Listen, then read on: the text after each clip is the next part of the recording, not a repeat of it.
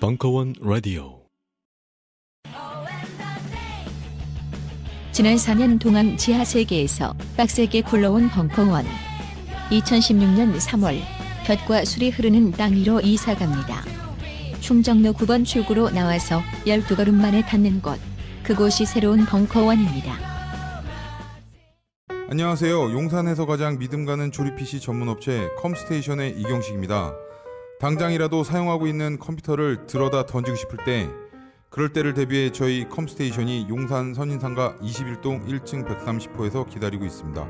IT 강국에 걸맞게 믿을만한 조립 PC 컴스테이션이 신뢰를 바탕으로 그 기회를 제공해드리겠습니다. 궁금하신 점은 문의 주십시오. 011-892-5568번입니다. 우주 최강의 만족스러운 서비스를 제공해드리는 저희 컴스테이션이 늘 기다리고 있겠습니다. 딴지스에게 F1 같은 존재, 컴스테이션은 조용한 형제들과 함께합니다. 요즘 나는 책 추천을 하지 않는다. 그래도 이 책은 추천하지 않을 수 없다. 나는 딴지일보 읽은 척 매뉴얼의 애독자였으니까. 이웃시민. 고전은 직접 반려들어 읽는 게 가장 좋다. 그게 여의치 않으면 너부리의 읽은 척 매뉴얼을 읽어라. 읽은 척 매뉴얼은 고전들의 뒤틀린 소개이자 색다른 비평일 뿐만 아니라 그 자체로 고전과 맞먹는 유사 고전이다. 고종섭. 그는 딴지일보 역사를 통틀어 가장 딴지적 글쟁이다. 김어준. 고전이 얼마나 재밌는가를 은하계에서 가장 재밌게 설명하는 책. 딴지 편집장 너부리의 고전문학 읽은 척 매뉴얼. 아직 고전을 모르는 분들께, 그리고 이미 고전을 알고 있는 분들께도 강력 추천합니다. 지금 바로 전국 서점에서 만나보세요.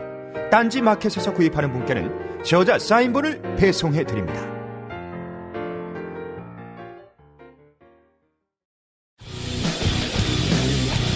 사회학자 엄기호, 정신과 의사 하진영.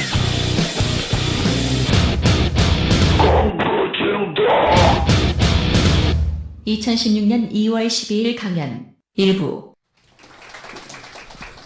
네, 혹시 모르실까봐 저는 이쪽에 밑에 있는 사람입니다.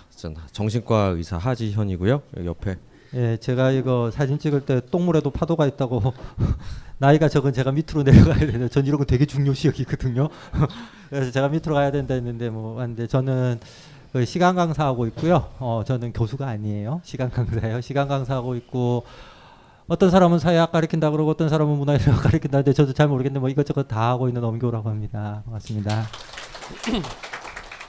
네, 오늘은 특별히 사회자 없이 저랑 이렇게 둘이, 저희 사실 이 책 자체도 대담집이기 때문에요. 그냥 대담 내지는 만담에 준한 얘기를 하려고 합니다. 사실 제가 어제 꿈을 꿨어요. 꿈을 꿨는데 예술의 전당에서 바이올린 콘체르토를 하는데 내가 바이올리니스트예요. 근데 악보가 새 거야. 그리고 공연 한 30분 전에 사람들 꽉 차 있는데 나는 그 곡을 연주한 적이 없는 것 같아요. 근데 지휘자랑 다 너무 기대가 많다고 막 그러면서 날 격려하고 있어요. 그래서 입이 바짝바짝 타는 순간 깼는데 이 꿈을 왜 꿨을까 생각해 봤거든요. 또 오늘 이게 있더라고요. 그래서 이게 개꿈이길 바라면서 프로이트가 맞는지 제가 맞는지 불안몽일 것 같긴 한데요. 잘 진행이 되리라고 생각을 합니다. 제가 먼저 이제 이 책을 이제 어떻게 쓰게 됐는지에 대한 얘기를 먼저 해야 될 것 같은데요. 이게 처음 아이디어는 재작년입니다. 2014년 겨울에 그냥 어떤 사적 자리에서 나는 굉장히 이런 얘기들을 하고 싶다. 지금 그 당시에 제가 주로 보는 병원에서 제가 주로 만나는 친구들이 한 15살에서 25살에서 30살 사이의 환자들을 굉장히 많이 봅니다. 근데 새칭 만든 아이와 새칭 망가진 애들을 보게 돼요. 그래서 그런 친구들을 개인적으로 미시적으로 많이 보게 된 거죠. 근데 이게 도대체 뭔지를 모르겠는 거예요. 그 다음에 30대 초반부터 40대 초중반의 사람들의 제일 큰 불안과 공포는 애들 교육이에요. 애들 문제 때문에 고민을 하고 그게 인생의 스트레스예요. 또 그것도 엮여져 있는 것 같은 느낌이 드는데 그것만 가지고 제가 뭘 쓰기는 좀 저는 전문적이지가 않은 것 같다는 생각이 들었습니다. 그래서 문득 든 게 이건 시급한 문제이긴 하되 학술적으로 얘기하기보단 사람들과 모두 이 주제를 나눴으면 좋겠다. 그럼 누가 제일 좋을까 퍼뜩 떠오른 게 이것은 청춘이 아리한 말인가 등등을 쓰신 교사도 학교가 두렵다를 쓴 사회학자 엄기호 선생님이 떠올랐어요. 그래서 바로 전화를 했는데 우리 편집자가 양쪽의 책을 다 했던 사람이라 까였어요. 그땐 바쁘셔가지고 다시 강조하지만 바쁜 게 아니라 아팠다니까요.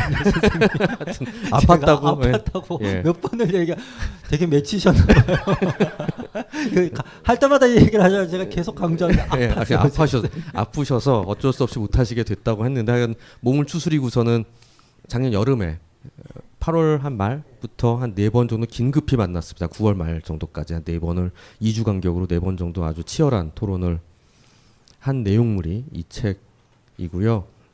3편으로는 제 입자는 공부 중독, 중독은 제가 얘기하는 거 같고 공부 쪽은 엄기 선생님이 좀 더 이제 얘기하는 것 같습니다. 그래서 저는 조금 더 미시적이고 개인에 대한 얘기들을 많이 보고 삶에 대한 부분들에 대해서 조금 더 신경을 좀 썼다면 엄 선생님 쪽에서는 그 좀 더 거시적인 우리 세상이 돌아가는 거에 대한 사회학적인 부분들, 그다음에 일반화할 수 있는 부분들이 어떻게 이 공부라는 키워드 가지고 우리 사회를 망가뜨리고 있는가에 대한 얘기들을 해주신 것 같습니다. 그런 면에서 저는 굉장히 만족스러웠다고 생각을 하는데요. 엄 선생님은 처음에 이 책을 이제 대담집 형식으로 내자고 했을 때 그동안 사실은 대담집은 처음이셨죠. 그러니까 이런 컨셉과 주제를 이제 제안받아서 어땠었는지 또 어떤 기분을 어떤 생각으로 이 참여해 주셨는지 얘기 좀 해주셨으면 좋겠어요. 네. 저는 뭐 이제 선생님께서는 그 진료실에서 이제 청소년들을 주로 만나잖아요. 근데 저는 대학교 강의실에서 학생들을 주로 만나는데 한 지금 제가 시간 강사한 지 한 10년 정도 됐거든요. 근데 10년 정도 이제 대학 강의실에서 이렇게 쭉 가르치면서 그 학생들의 변화라 그래야 되나 아니면 공부하는 방식의 변화라 해야 되나 이제 이걸 보면서 한 몇 년 전부터 굉장히 좀 당황스러웠어요. 저는 사실 그 교수가 아니라 교사가 되고 싶었던 편이었거든요. 저는 사람을 가르치고 배우고 이제 그런 걸 통해 가지고 사회를 바꾸고 이제 이런 거에 대해서 굉장히 이렇게 신념 같은 것도 있고 기쁨 같은 걸 굉장히 강하게 느끼는 편이에요. 그래서 처음에 이제 대학 가가지고 강의할 때부터 이제 저는 재미도 있었고 뭐 그리고 보람도 있었고 이제 이랬는데 가면 갈수록 그 학생들이 보이는 그 태도의 변화 그리고 이게 그냥 학생 한 명 한 명의 문제가 아니라 그 제도의 변화 있잖아요. 이 제도의 변화 속에서 어쩔 수 없이 학생들이 보이게 되는 그런 모습을 보면서 제가 이 가르친다는 게 더 이상 가능한가? 이제 이런 의문을 가르치고 배운다는 게 이게 정말 가능한가라는 의문을 가지게 됐는데 그러면서 제가 이제 하전 선생님이 한테 제가 8월달에 이제 제가 전에 선생님 그때 제안한 거 같이 했으면 좋겠습니다라고 이제 말씀을 드리게 된 이유가 거시적으로 이제 지금 말씀드렸던 그런 것뿐만이 아니라 그게 강의실에서도 어떤 형태로 나타나냐면은 그 아픈 친구들이 많아졌어요. 그 정신과에서 이제 그 질병이라고 이제 분류할 수 있는 형태의 이 아픈 학생들 그리고 이제 그런 징후를 보이는 학생들이 많이 나타나는데 제가 의사가 아니잖아요. 전 너무 당황스러운 거죠. 그리고 저뿐만이 아니라 지금 대학에 많은 그 강사랑 교수들이 되게 당황스러워해요. 왜냐하면 이전에는 가르치는 사람으로서 어느 정도 다가가면 그 다음은 이제 그 학생이 집에서 또는 이제 병원에 가서 해결을 했었는데 지금 이 경계가 되게 사라져 버렸거든요. 그래서 교수나 교사 여기 아마 그 선생님들 좀 많이 와 계실 거라고 생각을 하는데 교사이신 분들은 많이 느끼실 거예요. 이게 학생들 이전처럼 학생들한테 다가가면은 이게 사이가 좋고 우정이 만들어지는 게 아니라 약간 늪에 빠지는 느낌. 내가 어떻게 해야 될지를 잘 모르고 교사들이 그 때문에 굉장히 당황해 하고 있거든요. 그렇다고 해가지고 안 다가가면은 이건 교사가 아닌 거예요. 그러니까 이게 지금 제가 아까 뭐 선생님 말씀하신 교사도 학교가 두렵다라는 책 쓰면서 저는 교사들을 굉장히 많이 만났는데 교사들도 빠져있는 딜레마고 저도 시간 강사인데도 불구하고 저는 이제 뭐 학생들하고 좀 친하게 지내는 편인데 저도 굉장히 당혹스러운 거죠. 그러니까 제가 선생님은 아까 미시적이고 이제 이런 부분에서 사회적인 게 어떻게 돌아가는가 이게 이제 궁금하고 하셨던 거하고 저는 반대로 그럼 나는 얘네들을 어떻게 이해해야 되는가. 이거는 제가 할 수 있는 문제가 아니고 또 저는 굉장히 싫어하는 것 중에 하나가 어설프게 정신분석학 공부해가지고 정신분석학적으로 얘기하는 인문사회학에서 이게 정신분석학 공부 좀 하거든요. 그래서 어설프게 얘기하는 건 좀 많이 싫어해가지고 이건 좀 이렇게 이 문제를 좀 많이 다루어왔던 정신과 의사이신 스님하고 하면은 이건 굉장히 이렇게 양쪽에서 이 현상을 어떻게 바라봐야 되고 우리가 어떤 노력을 해야 되는가 하는 게 보이지 않을까라는 생각이 들어서 이제 스마 같이 대담을 하게 된 거예요. 그런 면에서는 이제 어떻게 보면 좋게 보면 환상의 궁합이 될 수도 있고요. 안 되면 삐걱거리다 끝나는 도대체 뭔 소리를 하는 건지 서로 코드가 안 맞아서 그럴 수도 있는데 다행히 이제 막 얘기하면 할수록 내가 생각했던 게 바로 그거다. 뭐 이런 얘기들이 있었던 면들을 많이 보게 됐었습니다. 근데 이제 저도 그렇고 엄 선생님도 그렇고 흥미있는 그러니까 정말 어떤 키가 되는 이제 친구들을 봤던 경험들을 서로 공유한 게 있는데 이 책에서 얘기한 것 중에 하나가 그러니까 저는 제가 보는 친구 하나는 어떤 부분이 있냐면은 그러니까 공부 중이에요. 그러니까 공부라는 것을 하고 있을 때 가장 안전합니다. 그러니까 그 이전에 그런 부분이 언론에 나올 때 캥거루족이라고 얘기하거나 아니면 석사만 3개째 뭐 이런 사람들이 있죠. 아니면 전 공무원 시험을 준비하고 있어요. 뭐 대학원을 준비 중이에요. 구체적으로 물어보면 아무것도 안 해요. 그러니까 공무원 시험을 준비 중이야. 그러면 9급 일반직이니 아니 기술직이니 지역 행정 이렇게 자세히 물어보면 그 개념도 지금 없는 상태로 그냥 엄마 아빠한테는 저 공무원 준비하고 있어요. 라고만 하고 있을 뿐이고 몇 급인지도 얘기하지 않고 아니면 세게만 말해요. 5급, 7급이요. 뭐 이러면서. 근데 그런 친구들이 갖는 심리가 뭘까에 대해서 상담을 해볼수록 느끼는 것 중에 하나는 타석에 서지 않은 채 계속 연습만 하는 선수 같은 느낌이에요. 그러니까 마음 안에는 만능감이라고 이제 점 선생님이 얘기하신 전능감, 만능감, 훼손되지 않은 완벽한 상태가 되고 싶은 마음이 있어요. 근데 그게 한 번도 훼손되지 않은 채 계속 자라왔어요. 부모님이 우리 부모 세대에서는 아이가 공부를 하고 있을 때는 모든 부분이 익스큐즈가 되거든요. 그리고 가능하면 나와 똑같이 고학력 내지 학력을 가지고 중산층이 돼서 살길 바라기 때문에 그게 가장 안전하다고 생각합니다. 타율이 높은 일이라고 생각해서 그걸 하고 있을 때와는 내가 모든 걸 희생할 수 있다고 생각해주기 때문에 어느 순간부터 나는 공부하고 있어요라고만 말을 하면 모든 부분에서 열애가 됩니다. 그럼 우리 삶이 그렇죠. 중학교 때부터 학원 뺑뺑이 돌기 시작하면 뭐 할아버지 할머니와 밥 먹으러 가, 뭐 제사를 해, 하다못해 교회를 가도 이제 안 가도 되는, 그러니까 집안 모든 행사에 빠져도 되는 사람이 되는 걸 나 몸소 체험하면서 지냈고 어른이 된 다음에도 이제는 제발 사회에 나가야 되지 않을까라는 생각이 들 때도 난 좀 더 완벽한 준비가 돼야만 될 것 같은 거예요. 그래서 이 준비를 한다는 말만 하면서 아무것도 하지 않은 채로 지내니까 어느 순간 한 27, 8쯤 되면 저한테 옵니다. 이상하거든요. 만나보면 우울증이 있는 것도 아니고요. 무슨 사회공포증이 있는 것도 아니고 무슨 공황장애가 있어서 밖에서 일을 못하는 것도 아니에요. 그냥 보통 사람이에요. 다만 자기가 생각하는 어떤 이상적인 목표와 난 이 정도는 해야 돼 라고 생각하는 것과 지금 자신의 준비, 자기가 할 수 있는 실력 차이 간격이 너무 큰 거죠. 근데 차라리 거기에 대해서 굉장히 분해하거나 아니면 거기에 대해서 좌절감을 느끼는 우울의 감정을 느끼고 있을 땐 도리어 괜찮아요. 그럼 그 시기가 넘어가면 우리가 이제 다독이면서 이제 뭐 하나하나 정말 땅에서부터 시작하자는 말을 할 수가 있는데 아예 보지 않은 채 여전히 공부 중 편말만을 든 채 우리 사회 안에 그냥 머무르고 있는 유예된 상태로만 지내는 사람들을 점점 늘어나는 걸 보게 됩니다. 왜냐하면 우리가 갖고 있는 정보 때문에 삶의 정보 안에서 워낙 요즘 헬조선이다, 5포 세대다, 6포 세대 나오는 걸 보면 세상 나가면 무섭다는 생각밖에 안 들거든요. 그래서 가능하면 내가 슈퍼히어로 같은 완전체가 돼서 나간다면 될 거야. 그 완전체가 되기 전까지는 난 나가지 않을 거야. 라는 생각이 점점 강해지는, 그러니까 악순환이죠. 이런 부분들을 이제 보게 되는 게 제가 정말 이 문제가 상당히 심각한 문제다라는 생각을 하게 된 좀 구체적인 얘기들이었습니다. 아무 선생님은 어떠셨는지? 예, 그 이제 스님께서는 왜 그 사회학적 용어로 이제 주체라고 하는 이 주체들이 타석에 들어서지 않으려고 하는가. 하는 점에 이제 초점을 맞춰가지고 이제 심리학적인 말씀을 이렇게 해주셨는데, 이렇게 사회학적으로 보면은 뭐 경제학적으로 보면 이게 나라를 다스리는 입장에서는 이거보다 좋을 수가 없어요, 사실. 사람들이 그 준비 중이라고 얘기를 하는 것 자체. 왜냐면은 이 준비 중이라는 말을 바꾸면은 무슨 말이냐면 난 아직 자격이 안 된다는 얘기이거든요.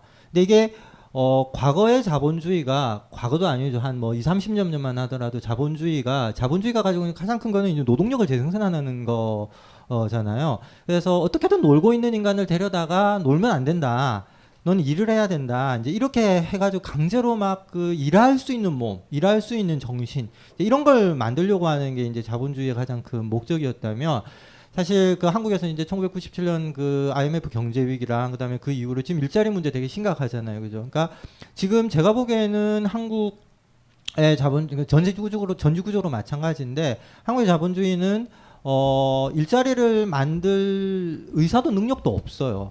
솔직히 말씀드리면 제가 보기에는 더 많이. 근데 어쨌든 지금 대학 졸업률 같은 경우는 굉장히 높거든요. 진학률이나 졸업률이나. 그러니까 소위 얘기하는 고학력의 청년들은 계속 나오는 건 거죠. 이게 사실 이게 피트가 너무 안 맞거든요. 안 맞으면 이게 폭동이 일어나야 되는 거죠. 나는 이만큼 취직을 하기 위해서 준비를 했는데, 난 이만큼 하려고 했는데 왜 취직이 안 되냐 라고 해서 뭐 폭동이 일어나든 반란이 일어나든 뭐가 일어나든 일어나야 되는데, 이게 안 일어나게 하는 가장 좋은 방법 중에 하나가 뭐냐면 네가 준비가 부족해서야 라는 거고, 그 주체들이 그걸 이제 받아들이는 거거든요. 그래, 맞아, 이 모든 것은 내가 준비가 부족했다. 그 준비가 부족하면 뭘 해야 되겠습니까? 공부를 해야 되는 거죠. 그러니까 난 준비가 부족하니까 더 공부해야 된다. 이래가지고 계속 공부하는 형태로 이 유예를 시키면은, 아까 스님 말씀하신 주체 입장에서는 난 이게 타석에 안 들어줘도 되니까 상처를 안 받고, 나라의 입장, 그러니까 통치 권력의 입장에서는 그 내가 다 이 모든 건 내가 부족해서 벌어지는 문제니까 그 반란이라든가 뭐 폭동이라든가 이제 뭐 이제 이런 것도 안 일으키게 되는 거고 있잖아요. 그러니까 너무 이렇게 절묘하게 맞아 떨어지게 된 거죠. 이 그 구조적인 문제랑 그다음에 그 어떤 개인의 문제 같은 것이요. 그러면서 요 둘 사이에 그 방송국에서 온 에어 이렇게 뜬 거, 저 공부 중, 이제 이 사인이 뜨면은 양쪽 다 이렇게 굉장히 안심할 수 있는 형태가 되는 거예요. 그리고 또 이게 공부 중이면 되게 좋은 것 중에 하나가 뭐냐면 비평은 할 수가 있어요. 그러니까 대학원생들이 보면 비평 엄청 잘하거든요. 왜냐하면 공부 중이기 때문에. 근데 공부 중이 아니라 공부를 끝내면 생산물을 만들어내야 되고 비평을 당하는 입장이 되잖아요. 그 예를 들면 선생님이랑 저도 이제 이 책을 썼으면 비평만 하는 게 아니라 비평을 당하게 되잖아요. 이건 무섭거든요. 근데 이제 공부 중인 사람들은 그래서 비평은 막 열심히 해요. 근데 우리 모두가 사실은 굉장히 비평을 하죠. TV를 보면서 뭐 쟤는 노래를 잘 부르네, 뭐 못생겼는데 어떠네, 뭐 어쩌고 저쩌고 하는데 끊임없이 이 비평을 할 수가 있는. 그러니까 이게 준비 중이고 공부 중인데, 그러면 아무것도 안 하냐면 안 하는 게 아니라 굉장히 만능감 같은 게 좀 모든 것에 대해서 비평할 수 있고 모든 것에 대해서 코멘트를 달 수가 있으니까. 그러니까 지금 한국에서 넘쳐나는 건 댓글밖에 없다. 제가 얘기하는데 양질의 담론은 생산이 안 되고 그 저질의 댓글만 엄청나게 많이 생겨나는, 이게 이제 그 개인적인 거랑 이제 구조적인 게 합쳐져서 만들어진 문제인 거예요. 예, 그렇습니다. 그런 부분들이 이미 우리 어떻게 보면 이제 언어 안에 배어 있는 면이 있어요. 그러니까 취업 준비생이라고 그러죠. 어떻게 보면 이미 대학은 졸업하거나 대학을 졸업할 때가 된, 아니면 고등학교 졸업할 수도 있고요.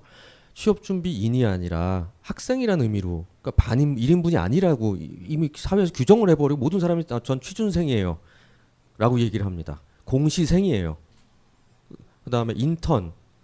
그러니까 이전엔 이미 왜냐면 당연히 누가 완벽하게 완성돼서 대학 일을 시작해요.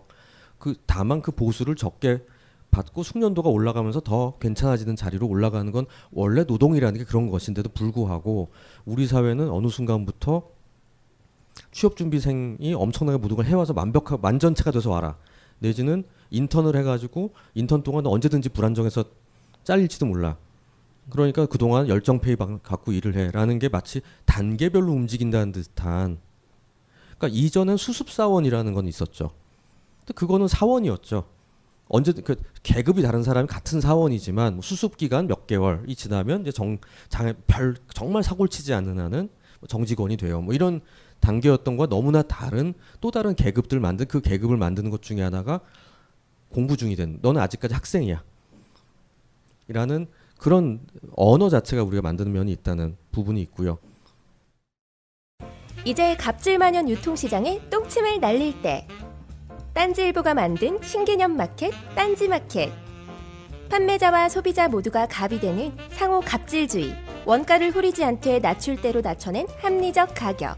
딴지일보 기자들이 직접 취재하며 검증한 믿을 수 있는 상품들. 명랑 소비문화 창달에 이바지하리라. 딴지마켓. 마켓.딴지.com으로 접속하세요. 결국은 전 정신과 심리학적 의미에서 보면 이런 겁니다. 하나의 우리의 사고의 틀, 프레임이 공부 시스템으로 모든 게 이루어지기 시작했다는 겁니다. 그러니까 뭔가 막히면은 이건 학원 가서 해결해야 돼요. 공부해서 봐야지. 그러니까 우린 모르면 책 찾아봐야지. 지금 그걸 가르쳐주는 학원은 없나 찾아보면 정말 다 있어요. 어딘가에. 신기할 정도로 다 있어요. 저는 이 우리 책에서 얘기할 때 가장 대표적인 예를 든 게 픽업 아티스트거든요. 그러니까 남자친구, 여자친구를 사귀는 특히 남성분들이 많이 그런데 여자친구를 사귀거나 이성을 사귀는데 어려움이 있으면 좀 열심히 사귀어본 친구, 옛날에 그 우리 건축학개론 보면 납득이 같은 친구가 열심히 가르쳐 주잖아요. 그래서 쪽팔리지만 뭐 부딪혀보고 닥질도 해보고 하다못해 영화 보면서 막 고민도 해보지만 요새는 돈을 내고 학원을 가서 그 학원에 가면 뭐 열심히 가르쳐 준 다음에 뭐 어디 클럽에 가서 사람을 꼬시는 것까지 하면 끝나는, 실습까지 하고 끝난다고 하는 그런 류의 학원이 만들어지고 있다는 겁니다. 즉 뭔가 부딪히면 공부하는 건데 누군가는 돈을 페이를 내고 아주 어릴 때부터 우리 학원을 다녔으니까 그리고 그 다음에 내가 그걸 배우면 된다. 근데 배움이라는 것 자체가 왜곡되어 있는 면이 있는 거죠. 전 그러면서 이제 엄 선생님이 얘기하신 것 중에 배움이라는, 공부라는 것이 두 가지의 그 중요한 얘기를 하셨는데 그 부분을 좀 자세히 설명을 해주셨으면 좋겠어요. 사실 공부라기보다는 배움이라고 얘기했을 때 배우는 게 이제 두 가지가 있거든요. 하나는 가르쳐 줄 수는 없는데 배워야만 하는 거. 이제 이게 있죠. 두 번째가 가르쳐 주지 않으면 배울 수가 없는 거. 이제 이 두 가지가 있거든요. 그러니까 예를 들어서 가르쳐 줄 수는 없는데 배워야만 하는 건 예를 들면 뭐 연애라든가, 요새는 그것도 가르쳐 주니까 문제긴 한데 그 연애라든가 아니면 사람 대하는 법이라든가 문제 이런 거 같은 경우에는 이건 사실 가르쳐 줄 수 있는 게 아니거든요. 그게 아무리 테크닉이 있다고 하더라도 이 상대가 있는 거기 때문에 그거는 가르쳐 줄 수 있는 게 아니라 삶을 통해서 배워나가는 것이 될 수밖에 없는 거죠. 삶의 과정 속에서. 그러니까 그걸 이제 하전 선생님이 쓰셨던 표현을 생활기스가 날 수밖에 없어요. 이게 살면서 배워야 되는 거니까. 그래서 사실 연애를 여기 오신 분들 연애 많이 해보신 분들 있고 적게 해보신 분들도 있는데 연애하는 사람들이 한결 같이 하는 말이 연애를 너무 안 해본 사람하고 연애하면 안 된다. 이런 말 많이 하거든요. 연애도 해본 놈하고 해야 좀 덜 피곤하고 협상도 빨리 할 수 있고 뭐 어떻게 저렇게 되지. 이게 초짜들끼리 만나면 이거 굉장히 골치 아프다라는 얘기 많이 하잖아요. 그죠? 이제 그것처럼 해본 사람, 그러니까 이거는 트라이 앤 에러를 통해서만 배울 수 있는 거. 이게 이제 살면서 배우는 과정인 거고 이거는 커리큘럼화 할 수가 없어요. 커리큘럼화 할 수가 없다는 말의 핵심이 뭐냐면은 제도화 할 수가 없다는 것이거든요. 우리 왜 이제 대학 강의실이나 이런 거면 다 그건 이제 교과 과정이라 그러거든요. 이제 교과 과정화 할 수 없는 게 있는 거죠. 반면에 가르치지 않으면 배울 수 없는 게 있습니다. 예를 들면 미분적분 같은 경우에 물론 뭐 천재들 같은 경우에는 뭐 혼자서 뭐 도통하는 수도 있지만 그건 우리 얘기는 아닌 거고 우리가 안 가르쳐줬는데 미분적분을 어떻게 알 수가 있겠습니까? 오늘 뭐 보니까 중력파 발견됐다 그러는데 그 중력파 문제 이런 거를 안 가르쳐 줬는데 어떻게 발견할 수가 있겠어요? 그래서 그런 거는 어떻게 배워야 되냐면 가르쳐 줘야지만 배우는 겁니다. 이거 그러면 이 가르쳐 주기 위해서는 잘 가르쳐야 되는 거죠. 체계적으로 가르쳐야 되는 거죠. 이렇게 체계적으로 가르치기 위해서 만들어 놓는 게 이제 교과 과정이거든요. 그리고 이 교과 과정대로 움직이는 게 제도인 거고 그거를 우리가 학교라고 얘기를 할 수가 있는 거죠. 그런데 이 근대 사회가 되면서부터는 이게 청소년이 발명됐다면 이제 이런 얘기를 많이 하거든요. 그러니까 아동교와 청소년이 발견이 되면서 요 나이 때는 살면서 배우는 거는 되게 이제 희미해져 버리고 다 어디에 해야 되냐면 체계적으로 제도 안에서 뭔가 커리큘럼을 통해서 배워야 되는 것처럼 만들어 놓은 거고 요 때는 살아가는 사람들이 아니라 삶을 준비하는 단계로 로 이제 바라보는 게 학교가 이제 대표적인 그래서 이거는 이제 스쿨링 소사이어티랑 학교화하는 사회 문제 이런 표현을 쓰기도 하는데요. 이제 그런 식으로 만들어 놓은 거죠. 그래서 제가 볼 때는 이 두 가지가 균형이 맞아야 되거든요. 사실 그 제도 안에서 체계적으로 배우는 것과 그다음에 삶을 통해서 배워야 나가야 되는 게 이 두 개가 균형이 맞아야 되는데 지금 우리가 사는 사회는 전자가 없어요. 그리고 전자는 이렇게 기스도 나고 상처도 받고 이제 위험해 보이거든요. 그러니까 이게 위험하니까 어떻게 하냐면 이 위험을 제거하는 방식이 뭐냐면 가리킬 수 없는 건데 다 가리킬 수 있는 것처럼. 그러니까 아까 하전 쌤 말씀하신 것처럼 찾아보면 어디에선가 누군가가 가리키고 있는. 그래서 야 이런 것도 가리키냐. 제가 저번에 들었던 말 중에 제일 신기한 거는 뭐 카톡에 이모티콘을 어디에 붙여야 되는가 이런 것도 가르쳐 준다 그러더라고요. 그리고 몇 번 보냈는데 쌤 말씀하셨죠. 그 몇 번 보냈는데 답변이 없는 거면은 잘린 거니까 그 다음엔 안 보내도 된다. 뭐 이제 이런 걸 가르쳐 준다고. 이런 게 많아지면 많아질수록 이 중에도 아마 계실 건데 결정 장애자들 계시죠. 저도 결정 정말 못 내리거든요.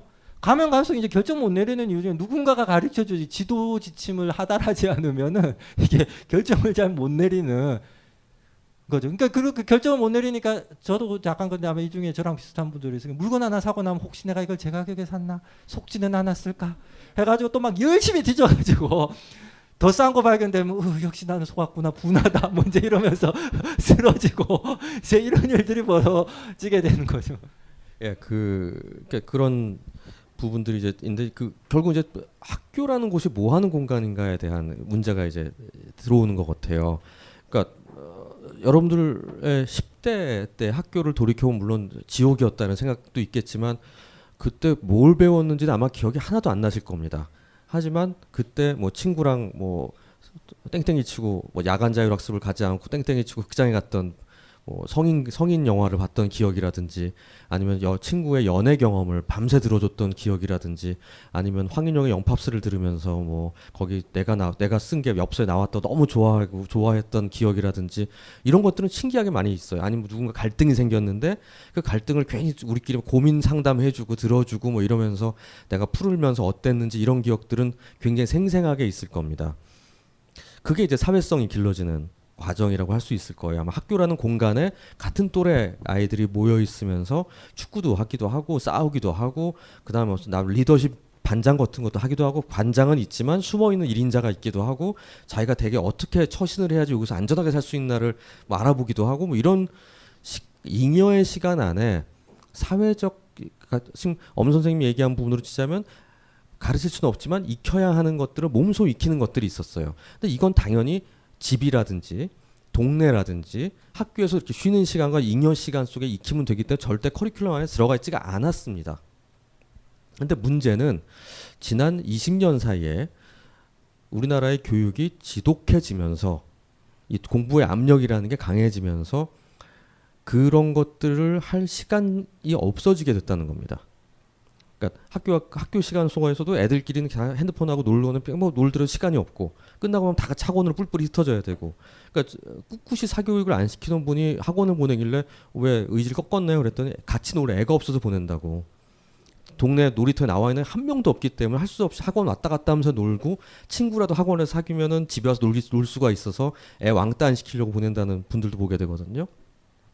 그리고 집에 약간의 대가족일 때는 형제들도 있고 삼촌도 있고 할아버지도 있으면서 어떤 사회적인 부분의 예절, 윤리, 양심, 양식, 상식, 염치 이런 것들을 익힐 기회들이 있었습니다. 지금은 근데 핵가족화가 되거나 애 하나나 둘이면서 각자 자기 방을 써요.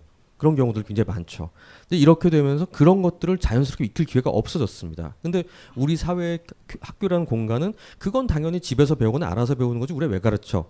라는 게 되다 보니 옛날엔 예를 들면 6대4 정도로 공부하는 뭔가를 배우는 게 6이고 4 정도는 이렇게 알아서 배우는 게 4였다면 이젠 9대1 정도로 9는 우리 머릿속에 지적인 능력은 충만해서 뭐 엄청 암기 잘하고 효율적으로 공부하는 건 돼 있지만 뭔가 사회적인 부분에서 내가 쟤를 좋아하는데 뭐라고 얘기해야 되지?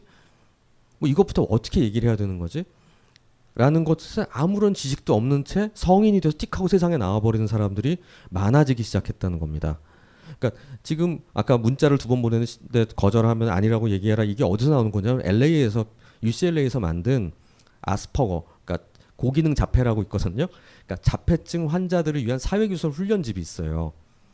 그러니까 어떤 거냐면 이제 사회성이 워낙 떨어지니까 근데 완전 자폐 중에서도 IQ가 높은 30%가 있거든요. 이 친구들이 자꾸 문제를 일으켜요. 기본이 결핍이 되어 있으니까 그 부분들이.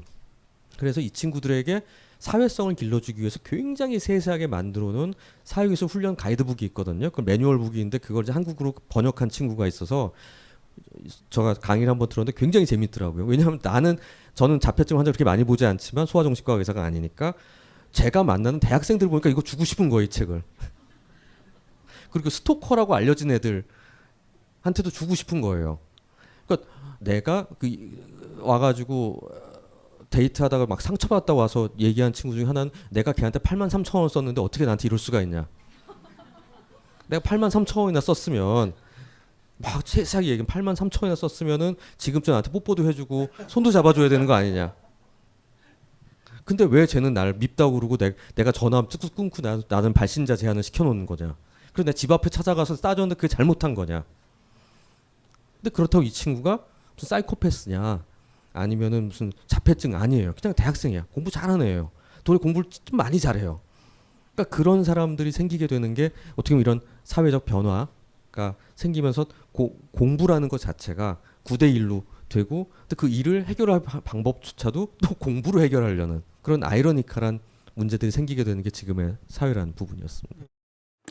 자, 이제 중요 인물들의 리스트를 넘겨주실까? 물론 강준만, 유시민, 유홍준, 이회수, 이철 그리고 주지무. 메이야? 이게 무슨 리스트야? 아무 공통점도 없잖아. 단지일보 부편집장이 인터뷰한 이 책을 읽어보면 공통점을 알 수 있지. 헬 조선에서 흑수저로 태어나 비범한 삶을 살아온 인물들이란 걸. 도서출판 생각비엔 범인은 이 안에 없다? 전국 온오프라인 서점과 딴지 마켓에서 절찬 판매 중이지. 강원 선생이 명리학 강좌를 한다고 했을 때 무슨 생각이 들었냐면 인문학적 관점에서 명리학을 재해석을 해서 세상을 보는 하나의 관점을 프레임을 제시하려고 하는 거 아니겠는가라고 생각하였어요.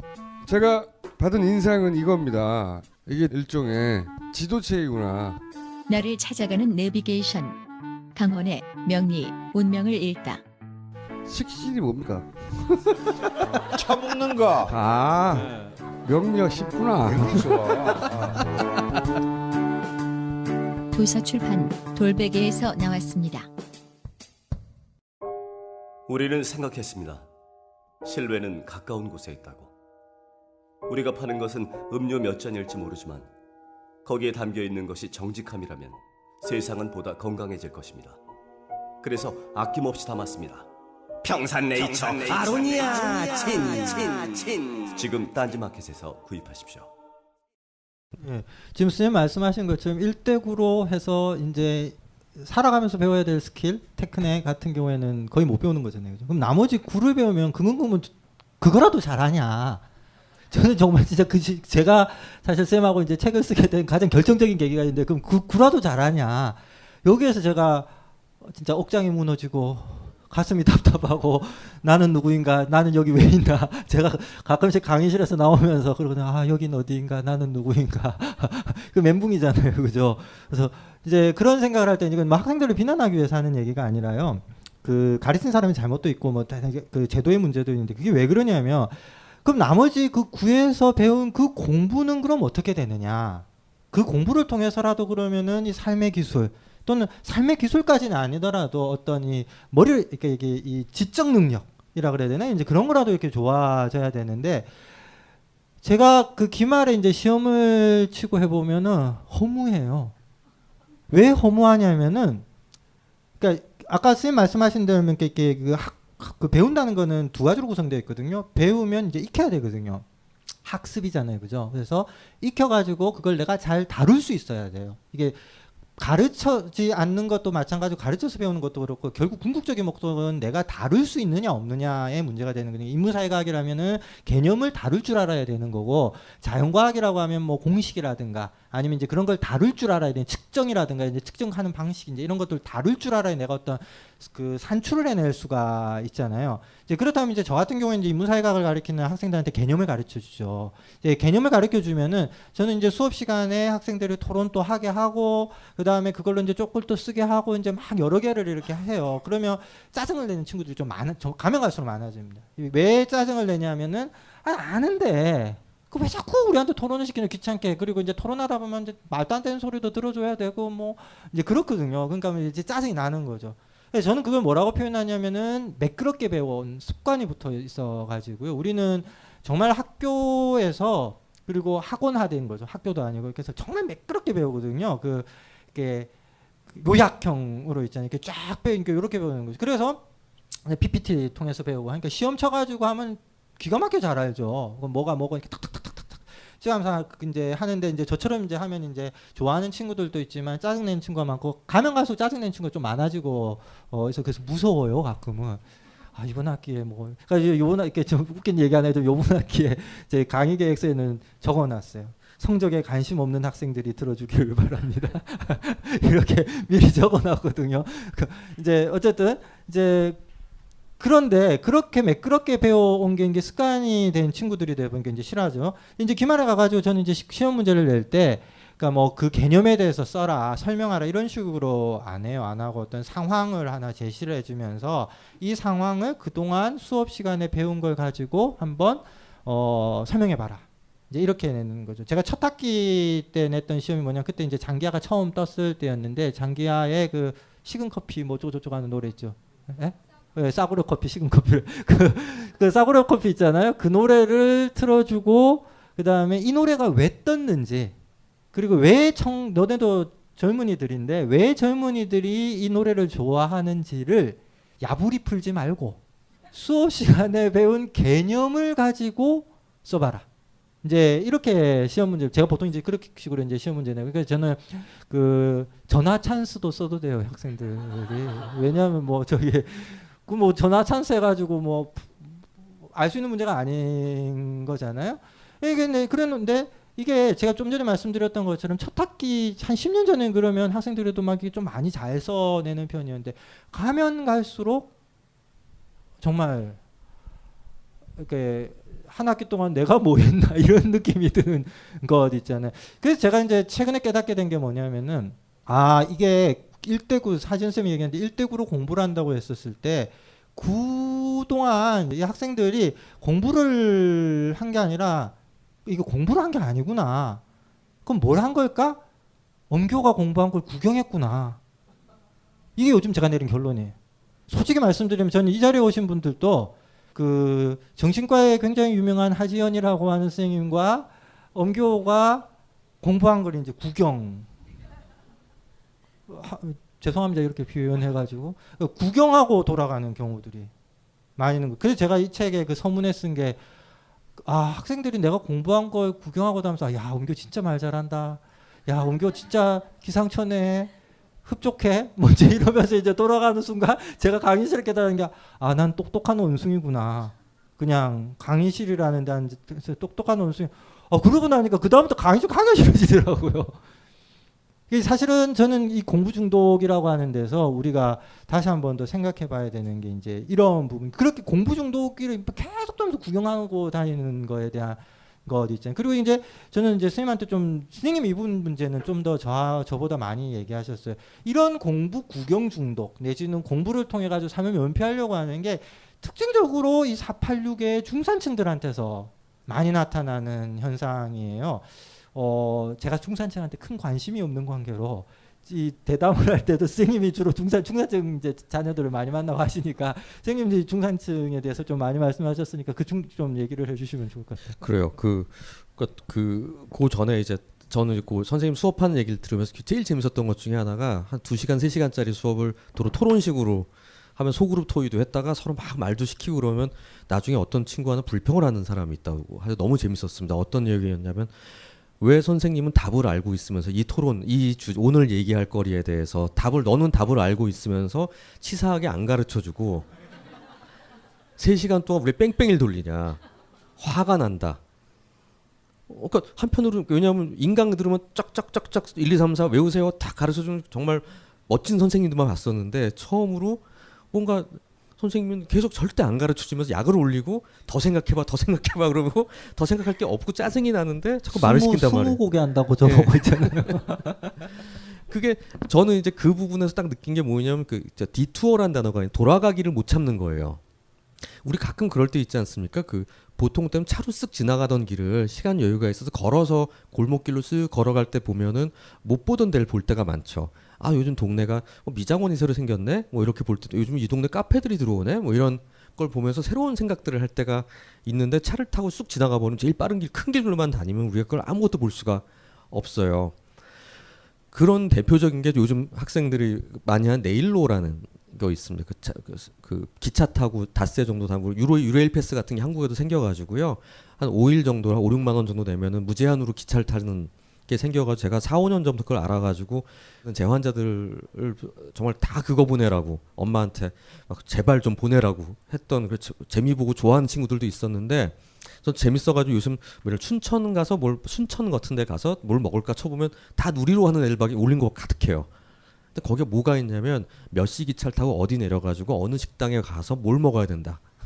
그 다음에 어디 화장실에 가면 온수가 잘 나오기 때문에 거기서 목욕을 해도 된다. 머리를 감아도 된다. 나는 어디서 돈을 조금밖에 안 썼다. 그러니까 다들 그러니까 예를 들면 4박 5일짜리 닷새짜리 누리로 티켓이 있으면은 그 돈으로 거기 누가 제일 최적화된 노선으로 가장 싼 곳에서 가장 적은 돈으로 제일 맛있는 거를 먹고 뭘 어떤 식으로 꽁수를 부려가지고 돈을 조금 썼나를 내기를 하더라고요. 그런데 어느 순간 완성된 버전이 있으면 그거를 그냥 그대로 답습하는 친구들이 가득해요. 어떻게 보면 그 JR 광고 이런 데 보면은 내가 그냥 내리고 싶은 곳에서 내린다. 거기서부터 인생 여행이랑 시작되는 게 아닐까? 뭐 이런 카피도 있거든요.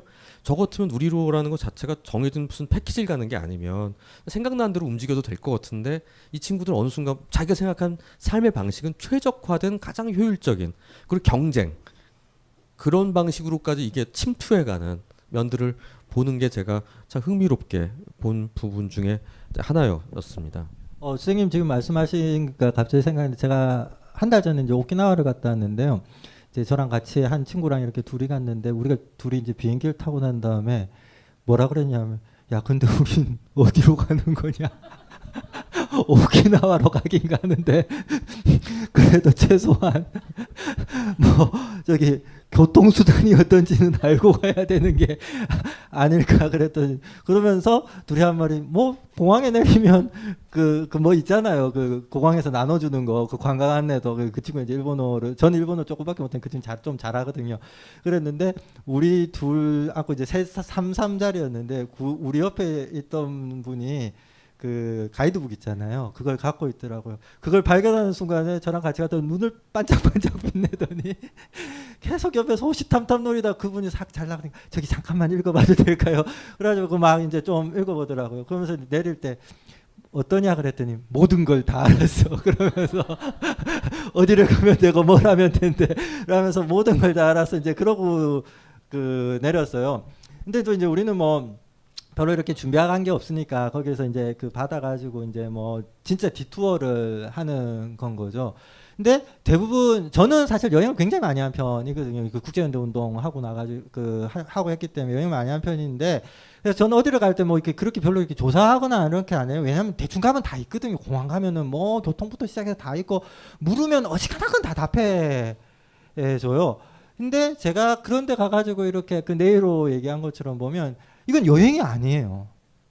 남들 가셨던 길, 그 길 따라 그대로 있잖아요. 그래서 이건 거의 확인하러 다니는 거죠. 오, 그분이 말씀하신 게 맞구나. 뭐 이런 건 거죠. 이걸 사회과학적 용어로 얘기를 하면은 이건 경험이라고 얘기하지 않거든요. 이건 경험의 빈곤인 거예요. 경험을 하면 할수록 경험이 쌓이는 게 아니라 경험이 빈곤해지는 거예요. 되게 웃기는 현상이 어떻게 벌어지냐면 이런 식으로 여행 다니는 사람들이요. 나중에는 정보가 없으면 불안해서 여행을 못 떠나요. 왜냐면 이렇게 여행이라는 게 경험을 많이 하고 나면 에이 뭐 어디 가도 되겠지. 뭐 이제 이런 생각이 들면서 그 눈치 생기고 코치 생기고 이래가지고 대충 여기에서는 왼쪽으로 가면 될 거야 해가지고 왼쪽으로 가고 오 맞았다 보통 그렇거든요. 그 감 같은 게 생기잖아요. 근데 그렇게 그분들이 가신 그 길 그대로 다니면서 확인만 했던 걸 경험이라고 안 하는 이유 중에 하나, 그거는 하면 할수록 더 불안해지는 거예요. 왜냐면 그 정도의 정보가 없으면은 난 못 간다. 이제 이렇게 되는 거죠. 그러니까 공부도 똑같고, 공부도 그래서 중독이 되는 것 같아요. 공부를 하면서 공부의 노하우가 쌓이고, 아 이게 공부구나 이제 이러면, 사실 대학 교수도 공부 안 하거든요. 왜 공부하냐면 어느 정도 공부하고 나면 이제 지겨워진 것도 있겠지만은, 그게 아니라 이제 자기 나름대로 물리가 튀어가지고 그다음에 요것만 보고 저것만 보고 이제 이러면서 공부를 하는데, 그게 아니라 공부를 하면 할수록 여행 비슷하게 돼가지고 안 하면 더 불안해지는 거. 있잖아요. 이제 그런 상황이 이제 쌤 얘기하시는 그렇죠. 공부 중독인 것 같아요. 그러면서 이제 어떤 부작용이 생기게 되냐면, 우리가 갖게 되는 머릿속에 담을 수 있는 정보의 양은 한계가 있거든요. 시야도 한계가 있고, 예를 들면 네이버 검색해서 뭐 100일째 갈집, 대학로 뒤져보면 아마 수백 개가 뜰 거예요. 뭐 보다 보면 질려요. 근데 다 보면 다 진짜 멋있고 비싼 데만 쫙 간 거야 애들이. 그럼 왠지 그게 평균값이 돼버리는 거죠. 그러니까 밀라노 가면 뭐 어느 식당 가서 뭘 먹어야 된대. 뭐 이건 한 10명 중에 7명이 거기 갔어. 그럼 거기 무조건 가야 될 것 같은 생각을 하게 되는 거죠. 그러니까 어느 순간 우리가 갖게 되는 서칭하고 검색하는 기능, 뭐 궁금하니까 알아볼 수 있는 걸 한다고 칩시다. 또 어느 순간부터는 내가 가지고 있는 정보에, 개인이 습득할 수 있는 정보량은 한계가 있는데, 그 한계 안에 들어간 것들이 대강 평균값이 됩니다. 그때부터는. 그래서 예를 들면 우리가 본능이에요. 그거는 마치 오늘 같은 날씨에 밖에 나갈 때 우산을 갖고 갈까 안 갖고 갈까 이렇게 쭉 봐서 5명 중에 3명이 우산을 쓰고 다니면 우산을 써야 되겠다. 그다음에 외투를 두꺼운 뭐 5리터 파카를 입고 나갈까 하다가 쭉 보면 남들 다 얇은 거 입고 다녀. 그러면 저게 낫겠다라고 생각하는 게 가장 안전하거든요. 그래서 우리는 그런 식으로 디시전 메이킹을 해오고 있는데, 어느 순간부터 무슨 학원은 어디쯤 다녀야 돼요. 뭐 가고 뭐 육아 일기, 뭐 육아 카페 이런 데 가서 가면 제일 질리는 게, 저는 깜짝깜짝 제가 쓴 그림책 뭐 뒤에 쓴 거 보면 그레이트 북스로 50권짜리가 있는데 제 이름으로 검색해서 나올 때가 가끔 있는데, 엄마들이 이제 마루를 몽땅 그 거실을 서재로 만든 집들이 있거든요. 동화책을 꽉 채운 집들이, 질려버리게 채운 집들이 있어요. 동영상까지 있으면서 이거를 뭐 구연 아이에게 구연 동화를 해줬고, 구연 후에 독서 후 놀이를 했답니다 하면서 막 동영상 보는데 그거 한 10개쯤 보고 나면 그거 안 하면 이상한 엄마가 된 것 같아요. 그러니까 일종의 어느 순간부터 이 공부라는 것 내지는 학습이라는 것 자체에 대한 비교를 하는데, 그 비교가 나쁜 건 아니에요. 원래는 그게 안전해요. 남들 하는 것만큼 하는 게. 근데 어느 순간 야금야금 올라가면서 그것 자체의 평균값이 지나치게 올라가서 거의 의미 없는 것들을 다 해대고 있는, 그건 안 하면 불안한 거죠. 정보가 없으면 불안하듯이. 나만 혼자 똥 떨어져 있다는 느낌이 주는 위협감이라는 게 있고, 안전하지 않을 수 있다는 생각을 갖게 되니까, 이제 이런 부분들이 지금 우리 사회의 공부의 수치 자체를 너무 높여서 9대1, 9.5대1이 돼도 계속 있게 되는 면들이 됩니다. 모든 사람들이 얘기해요. 이거 미쳤어 지금. 사교육 미쳤어. 한국 미친 것 같아. 이러다 끝장이야. 이민 가고 싶어. 미국 가서 가르치면 될까? 이런 생각하면서도 내 애까지만 하고, 이 판에서 내 애까지만 성공시키고 난 빠져나갈래 라고 생각을 합니다. 나는 아니겠지. 근데 지금 선생님 중산층 얘기했지만, 사실 대학병원에 정신과에 애들을 데리고 올 정도면 중산층의 고학력자들이에요. 대부분. 정말 문제 있는 애들이 아닌 한은. 제가 이제 보고 상담하는 분들도, 저를 만나러 오는 분들은 되게 책 같은 거 보시고 오거나 뭐 되게 그런 분들이 많으니까 약간 최소한 심리 이런 데 관심 많으신 분들이고요.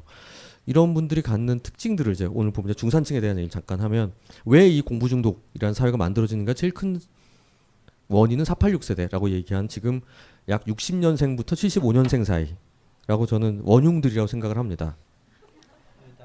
예.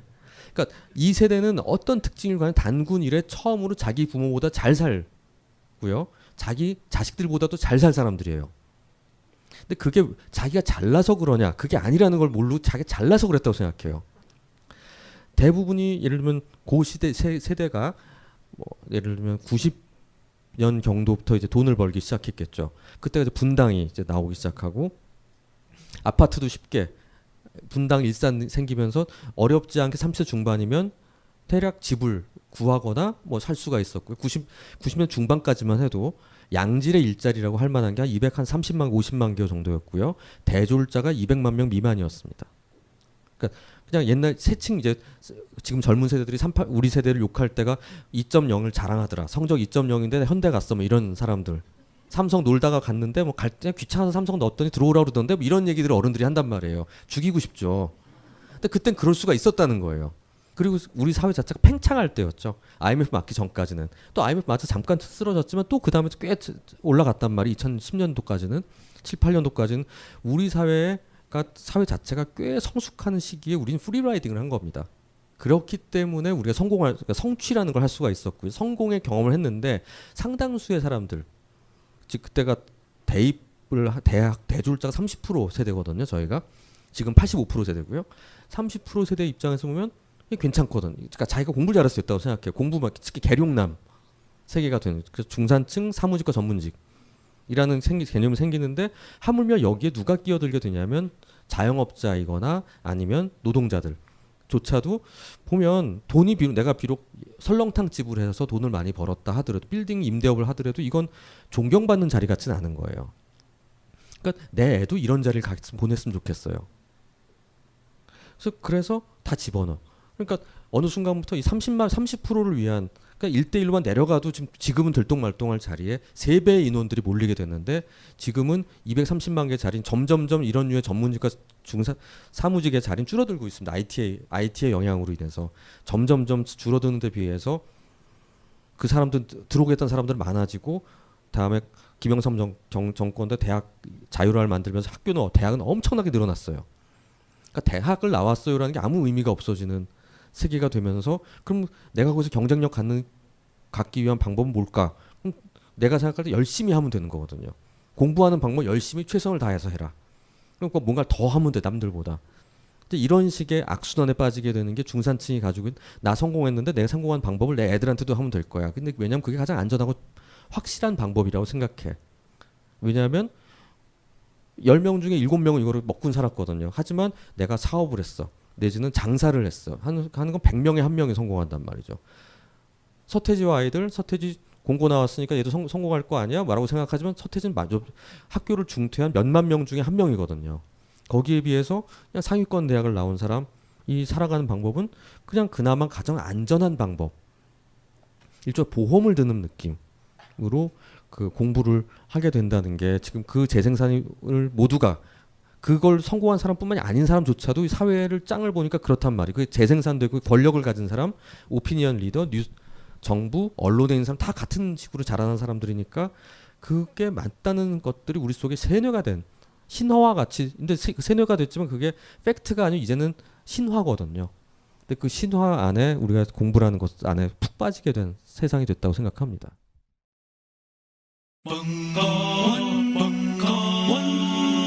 벙커원 라디오. 보통 이제 그렇게 식으로 이제 시험 문제 내요. 그러니까 저는 그 전화 찬스도 써도 돼요 학생들이. 왜냐하면 뭐 저기 그 뭐 전화 찬스 해가지고 뭐 알 수 있는 문제가 아닌 거잖아요. 이게 그랬는데 이게 제가 좀 전에 말씀드렸던 것처럼 첫 학기 한 10년 전에 그러면 학생들에도 막 좀 많이 잘 써내는 편이었는데 가면 갈수록 정말 이렇게 한 학기 동안 내가 뭐 했나 이런 느낌이 드는 것 있잖아요. 그래서 제가 이제 최근에 깨닫게 된 게 뭐냐면은 이게 1대9 사진쌤이 얘기했는데 1대9로 공부를 한다고 했었을 때 그동안 이 학생들이 공부를 한 게 아니라 이거 공부를 한 게 아니구나. 그럼 뭘 한 걸까? 엄교가 공부한 걸 구경했구나. 이게 요즘 제가 내린 결론이에요. 솔직히 말씀드리면 저는 이 자리에 오신 분들도 그 정신과에 굉장히 유명한 하지연이라고 하는 선생님과 엄교가 공부한 걸 이제 구경 죄송합니다 이렇게 표현해가지고 구경하고 돌아가는 경우들이 많이 있는 거. 그래서 제가 이 책에 그 서문에 쓴 게 학생들이 내가 공부한 걸 구경하고 다면서 야 엄교 진짜 말 잘한다. 야 엄교 진짜 기상천외 흡족해 먼저 이러면서 이제 돌아가는 순간 제가 강의실에 깨달은 게 난 똑똑한 원숭이구나. 그냥 강의실이라는 데 앉아서 똑똑한 원숭이. 그러고 나니까 그 다음부터 강의 좀 하기가 싫어지더라고요. 사실은 저는 이 공부 중독이라고 하는 데서 우리가 다시 한 번 더 생각해 봐야 되는 게 이제 이런 부분. 그렇게 공부 중독을 계속 하면서 구경하고 다니는 거에 대한 것 있잖아요. 그리고 이제 저는 이제 선생님한테 좀 선생님 이 부분 문제는 좀 더 저보다 많이 얘기하셨어요. 이런 공부 구경 중독 내지는 공부를 통해 가지고 삶을 면피하려고 하는 게 특징적으로 이 486의 중산층들한테서 많이 나타나는 현상이에요. 제가 중산층한테 큰 관심이 없는 관계로 이 대담을 할 때도 선생님이 주로 중산층 이제 자녀들을 많이 만나고 하시니까 선생님이 중산층에 대해서 좀 많이 말씀하셨으니까 좀 얘기를 해주시면 좋을 것 같아요. 그래요. 그 전에 이제 저는 그 선생님 수업하는 얘기를 들으면서 제일 재밌었던 것 중에 하나가 한 2시간 3시간짜리 수업을 도로 토론식으로 하면 소그룹 토의도 했다가 서로 막 말도 시키고 그러면 나중에 어떤 친구와는 불평을 하는 사람이 있다고 해서 너무 재밌었습니다. 어떤 얘기였냐면 왜 선생님은 답을 알고 있으면서 이 토론, 오늘 얘기할 거리에 대해서 너는 답을 알고 있으면서 치사하게 안 가르쳐주고 3시간 동안 우리 뺑뺑이를 돌리냐. 화가 난다. 그러니까 한편으로 왜냐하면 인강 들으면 쫙쫙쫙쫙 1, 2, 3, 4 외우세요. 다 가르쳐주는 정말 멋진 선생님들만 봤었는데 처음으로 뭔가 선생님은 계속 절대 안 가르쳐주면서 약을 올리고 더 생각해봐 그러고 더 생각할 게 없고 짜증이 나는데 자꾸 말을 시킨단 말이에요. 20곡에 한다고 저보고 있잖아요. 그게 저는 이제 그 부분에서 딱 느낀 게 뭐냐면 그 디투어란 단어가 아니라 돌아가기를 못 참는 거예요. 우리 가끔 그럴 때 있지 않습니까? 그 보통 때는 차로 쓱 지나가던 길을 시간 여유가 있어서 걸어서 골목길로 쓱 걸어갈 때 보면은 못 보던 데를 볼 때가 많죠. 아 요즘 동네가 미장원이 새로 생겼네. 뭐 이렇게 볼 때도 요즘 이 동네 카페들이 들어오네. 뭐 이런 걸 보면서 새로운 생각들을 할 때가 있는데 차를 타고 쑥 지나가 버리면 제일 빠른 길 큰 길로만 다니면 우리가 그걸 아무것도 볼 수가 없어요. 그런 대표적인 게 요즘 학생들이 많이 한 네일로라는 거 있습니다. 그 기차 타고 닷새 정도 타고 유레일 패스 같은 게 한국에도 생겨가지고요. 한 5일 정도, 한 5, 6만 원 정도 내면은 무제한으로 기차를 타는 게 생겨가지고 제가 4, 5년 전부터 그걸 알아가지고 제 환자들을 정말 다 그거 보내라고 엄마한테 막 제발 좀 보내라고 했던 재미 보고 좋아하는 친구들도 있었는데 전 재밌어가지고 요즘 춘천 가서 순천 같은 데 가서 뭘 먹을까 쳐보면 다 누리로 하는 엘박이 올린 거 가득해요. 근데 거기에 뭐가 있냐면 몇 시 기차를 타고 어디 내려가지고 어느 식당에 가서 뭘 먹어야 된다. 그 다음에 어디 화장실에 가면 온수가 잘 나오기 때문에 거기서 목욕을 해도 된다. 머리를 감아도 된다. 나는 어디서 돈을 조금밖에 안 썼다. 그러니까 다들 예를 들면 4박 5일짜리 닷새짜리 누리로 티켓이 있으면은 그 돈으로 누가 제일 최적화된 노선으로 가장 싼 곳에서 가장 적은 돈으로 제일 맛있는 거를 먹고 뭘 어떤 식으로 꽁수를 부려가지고 돈을 조금 썼나를 내기를 하더라고요. 그런데 어느 순간 완성된 버전이 있으면 그거를 그냥 그대로 답습하는 친구들이 가득해요.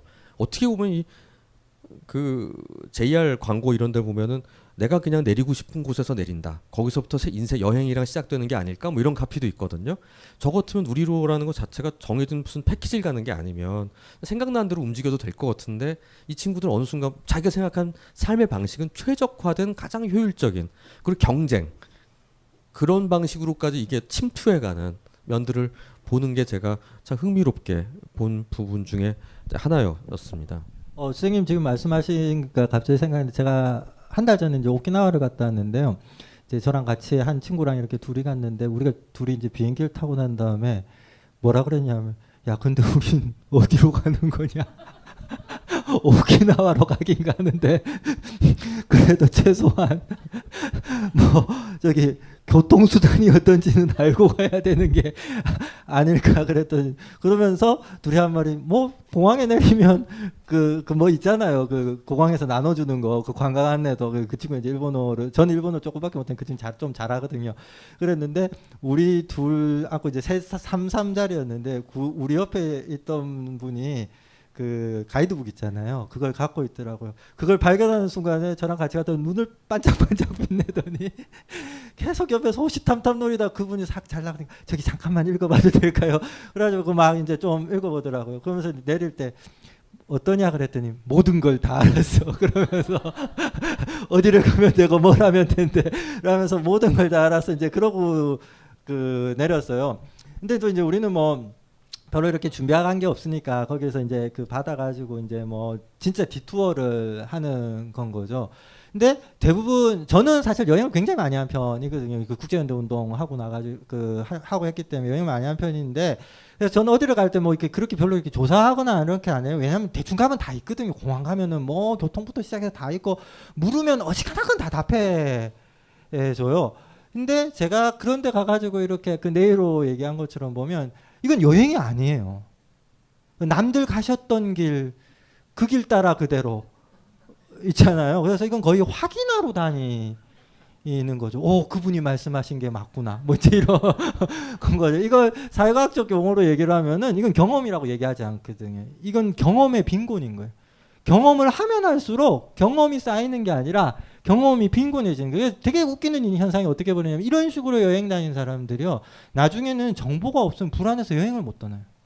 왜냐면 이렇게 여행이라는 게 경험을 많이 하고 나면 에이 뭐 어디 가도 되겠지 뭐 이제 이런 생각이 들면서 그 눈치 생기고 코치 생기고 이래가지고 대충 여기에서는 왼쪽으로 가면 될 거야 해가지고 왼쪽으로 가고 오 맞았다, 보통 그렇거든요. 그 감 같은 게 생기잖아요.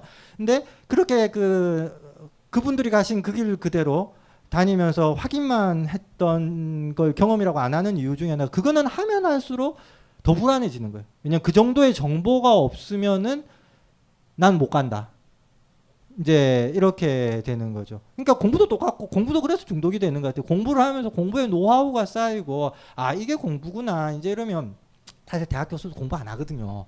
왜 공부하냐면 어느 정도 공부하고 나면 이제 지겨워진 것도 있겠지만은 그게 아니라 이제 자기 나름대로 물리가 튀어가지고 그다음에 요것만 보고 저것만 보고 이제 이러면서 공부를 하는데, 그게 아니라 공부를 하면 할수록 여행 비슷하게 돼가지고 안 하면 더 불안해지는 거. 있잖아요. 이제 그런 상황이 이제 쌤 얘기하시는 그렇죠. 공부 중독인 것 같아요. 그러면서 이제 어떤 부작용이 생기게 되냐면, 우리가 갖게 되는 머릿속에 담을 수 있는 정보의 양은 한계가 있거든요. 시야도 한계가 있고, 예를 들면 네이버 검색해서 뭐 100일째 갈집 대학로 뒤져보면 아마 수백 개가 뜰 거예요. 뭐 보다 보면 질려요. 근데 다 보면 다 진짜 멋있고 비싼 데만 쫙 간 거야 애들이. 그럼 왠지 그게 평균값이 돼버리는 거죠. 그러니까 밀라노 가면 뭐 어느 식당 가서 뭘 먹어야 된대. 거기 한 10명 중에 7명이 거기 갔어. 그럼 거기 무조건 가야 될 것 같은 생각을 하게 되는 거죠. 그러니까 어느 순간 우리가 갖게 되는 서칭하고 검색하는 기능, 뭐 궁금하니까 알아볼 수 있는 걸 한다고 칩시다. 또 어느 순간부터는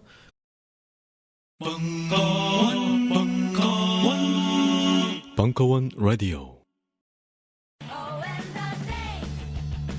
지난 4년 동안 지하 세계에서 빡세게 굴러온 벙커원. 2016년 3월 볕과 술이 흐르는 땅 위로 이사갑니다. 충정로 9번 출구로 나와서 12걸음 만에 닿는 곳. 그곳이 새로운 벙커원입니다. 안녕하세요. 용산에서 가장 믿음 가는 조립 PC 전문 업체 컴스테이션의 이경식입니다. 당장이라도 사용하고 있는 컴퓨터를 들어다 던지고 싶을 때, 그럴 때를 대비해 저희 컴스테이션이 용산 선인상가 21동 1층 130호에서 기다리고 있습니다. IT 강국에 걸맞게 믿을만한 조립 PC 컴스테이션이 신뢰를 바탕으로 그 기회를 제공해드리겠습니다. 궁금하신 점은 문의 주십시오. 011-892-5568번입니다. 우주 최강의 만족스러운 서비스를 제공해드리는 저희 컴스테이션이 늘 기다리고 있겠습니다. 딴지스에게 F1 같은 존재, 컴스테이션은 조용한 형제들과 함께합니다. 요즘 나는 책 추천을 하지 않는다. 그래도 이 책은 추천하지 않을 수 없다. 나는 딴지일보 읽은 척 매뉴얼의 애독자였으니까. 이웃시민. 고전은 직접 반려들어 읽는 게 가장 좋다. 그게 여의치 않으면 너부리의 읽은 척 매뉴얼을 읽어라. 읽은 척 매뉴얼은 고전들의 뒤틀린 소개이자 색다른 비평일 뿐만 아니라 그 자체로 고전과 맞먹는 유사 고전이다. 고종석. 그는 딴지일보 역사를 통틀어 가장 딴지적 글쟁이다. 김어준. 고전이 얼마나 재밌는가를 은하계에서 가장 재밌게 설명하는 책. 딴지 편집장 너부리의 고전문학 읽은 척 매뉴얼. 아직 고전을 모르는 분들께, 그리고 이미 고전을 알고 있는 분들께도 강력 추천합니다. 지금 바로 전국 서점에서 만나보세요. 딴지 마켓에서 구입하는 분께는 저자 사인본을 배송해드립니다.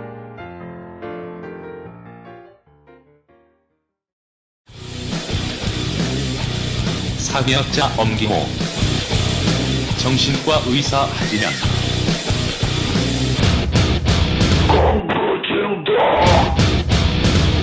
2016년 2월 12일 강연 일부. 네, 혹시 모르실까봐 저는 이쪽에 밑에 있는 사람입니다. 저는 정신과 의사 하지현이고요. 여기 옆에. 예, 제가 이거 사진 찍을 때 똥물에도 파도가 있다고 나이가 적은 제가 밑으로 내려가야 되는데 전 이런 거 되게 중요시 여기거든요. 그래서 제가 밑으로 가야 된다 했는데 뭐 근데 저는 시간 강사하고 있고요. 저는 교수가 아니에요. 시간 강사예요. 시간 강사하고 있고 어떤 사람은 사회학 가르친다 그러고 어떤 사람은 문화의학 가르친다는데 저도 잘 모르겠는데 뭐 이것저것 다 하고 있는 엄교라고 합니다. 반갑습니다. 네, 오늘은 뭐 특별히 사회자 없이 저랑 이렇게 둘이 저희 사실 이 책 자체도 대담집이기 때문에요. 그냥 대담 내지는 만담에 준한 얘기를 하려고 합니다. 사실 제가 어제 꿈을 꿨어요. 꿈을 꿨는데 예술의 전당에서 바이올린 콘체르토를 하는데 내가 바이올리니스트예요. 근데 악보가 새 거야.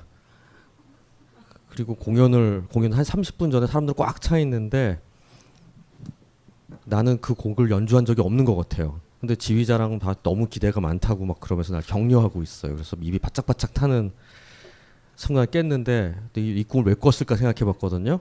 또 오늘 이게 있더라고요. 그래서 이게 개꿈이길 바라면서 프로이트가 맞는지 제가 맞는지 불안몽일 것 같긴 한데요.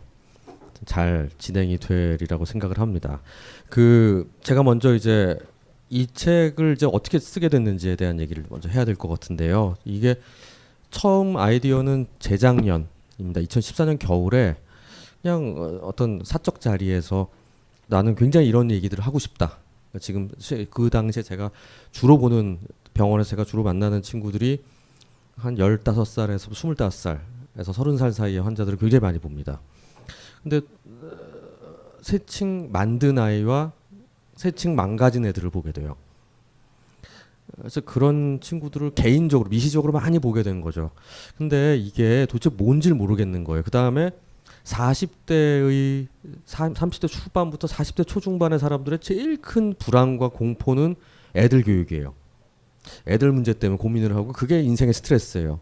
또 그것도 엮여 있는 것 같은 느낌이 드는데 그것만 가지고 제가 뭘 쓰기는 좀 저는 전문적이지가 않은 것 같다는 생각이 들었습니다. 그래서 문득 든 게 이건 시급한 문제이긴 하되 학술적으로 얘기하기보다는 사람들과 모두 이 주제를 나눴으면 좋겠다. 그럼 누가 제일 좋을까 퍼뜩 떠오른 게 이것은 청춘이 아리한 말인가 등등을 쓰신 교사도 학교가 두렵다를 쓴 사회학자 엄기호 선생님을 떠올랐어요. 그래서 바로 전화를 했는데 우리 편집자가 양쪽의 책을 다 했던 사람이라 까였어요. 그땐 바쁘셔가지고 다시 강조하지만 바쁜 게 아니라 아팠다니까.